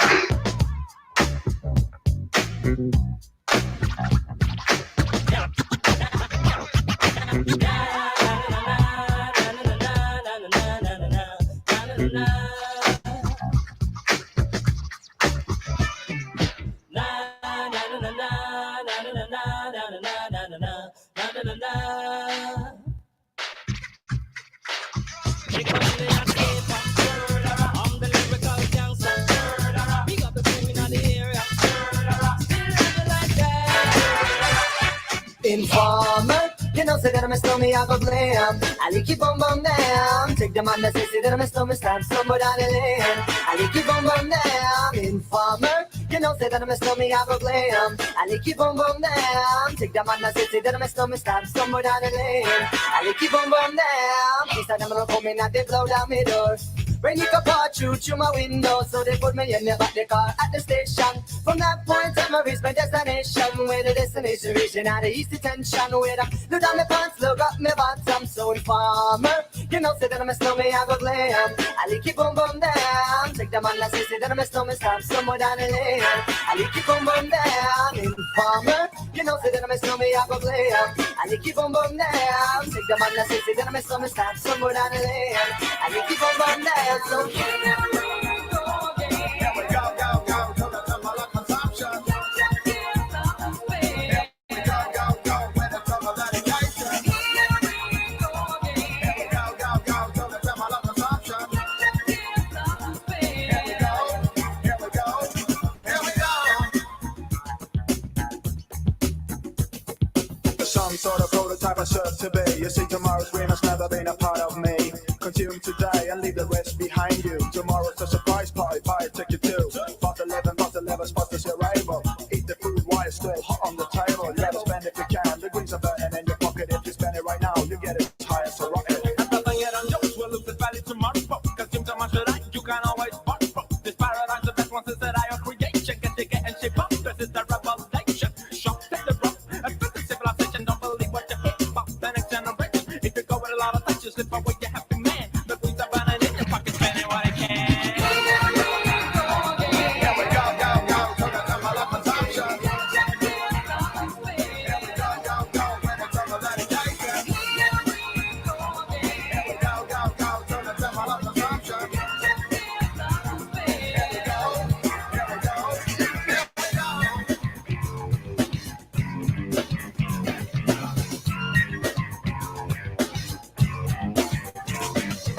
Should I been, could I been, would I been dead if I didn't get the message going to my head? I am what I am. Most motherfuckers don't give a damn. Oh, baby, think you can be my girl, I'll be your man. Someone for the phone, do my tell well done. Little Bo Peep coming from my stun. Beware, take care. Most motherfuckers have a cold ass stare.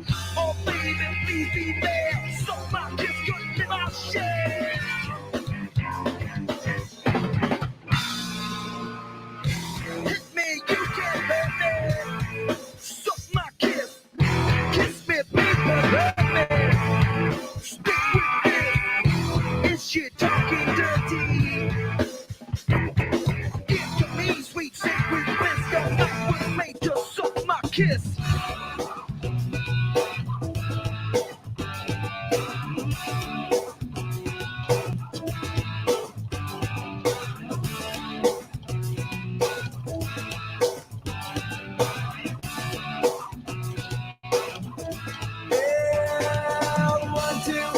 Princess knew before you. That's what I said now. Princess who adore you. Just go ahead now. One last diamonds in his pockets.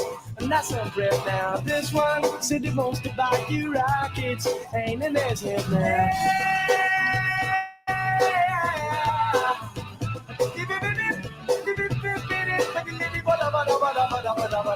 This one got a princely racket. That's what I said now. Got some mixy love on his jacket. Ain't in his head now. You marry him, your father will condone you.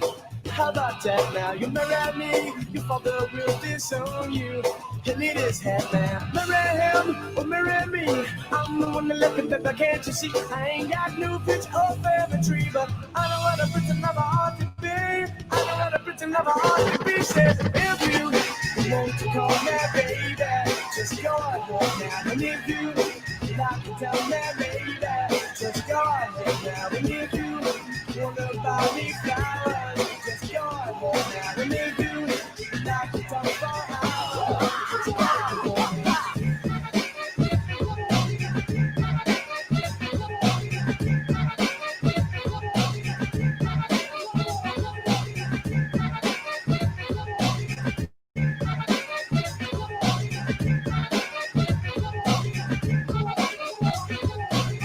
What doing when that fat boy tripping?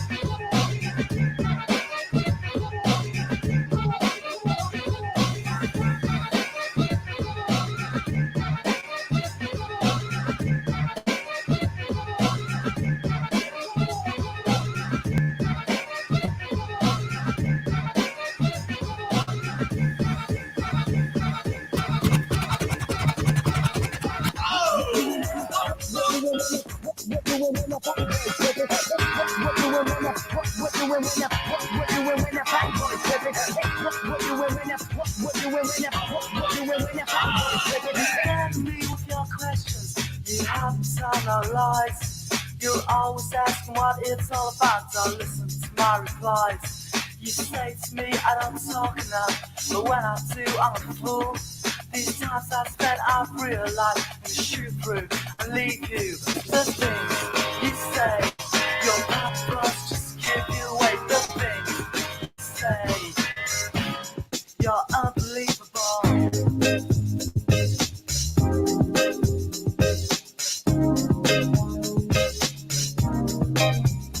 Baby, you send me out. Baby, you send me out. Set adrift on memory bliss of your camera pans, a cocktail glass, behind a blind of plastic plants. Finds a lady with a fat diamond ring. Then you know I can't remember a damn thing. I think it's one of those deja vu things, or a dream is trying to tell me something, but will I ever stop thinking about it? I don't know. I doubt it. Subterranean by design. I wonder what I would find if I met you. Let my eyes caress you until I meet the thought of Mrs. Princess who. Often wonder what makes her work. I guess I'll leave that question to the experts, assuming that there are some out there, they're probably alone, solitaire. I can remember when I caught up with a pastime intimate friend. She said, but you're probably gonna say I look lovely, but you probably don't think nothing of me. She was right though, I can't lie. She's just one of those corners of my mind, and I'll just put her right back with the rest. That's the way it goes. Baby, you send me out.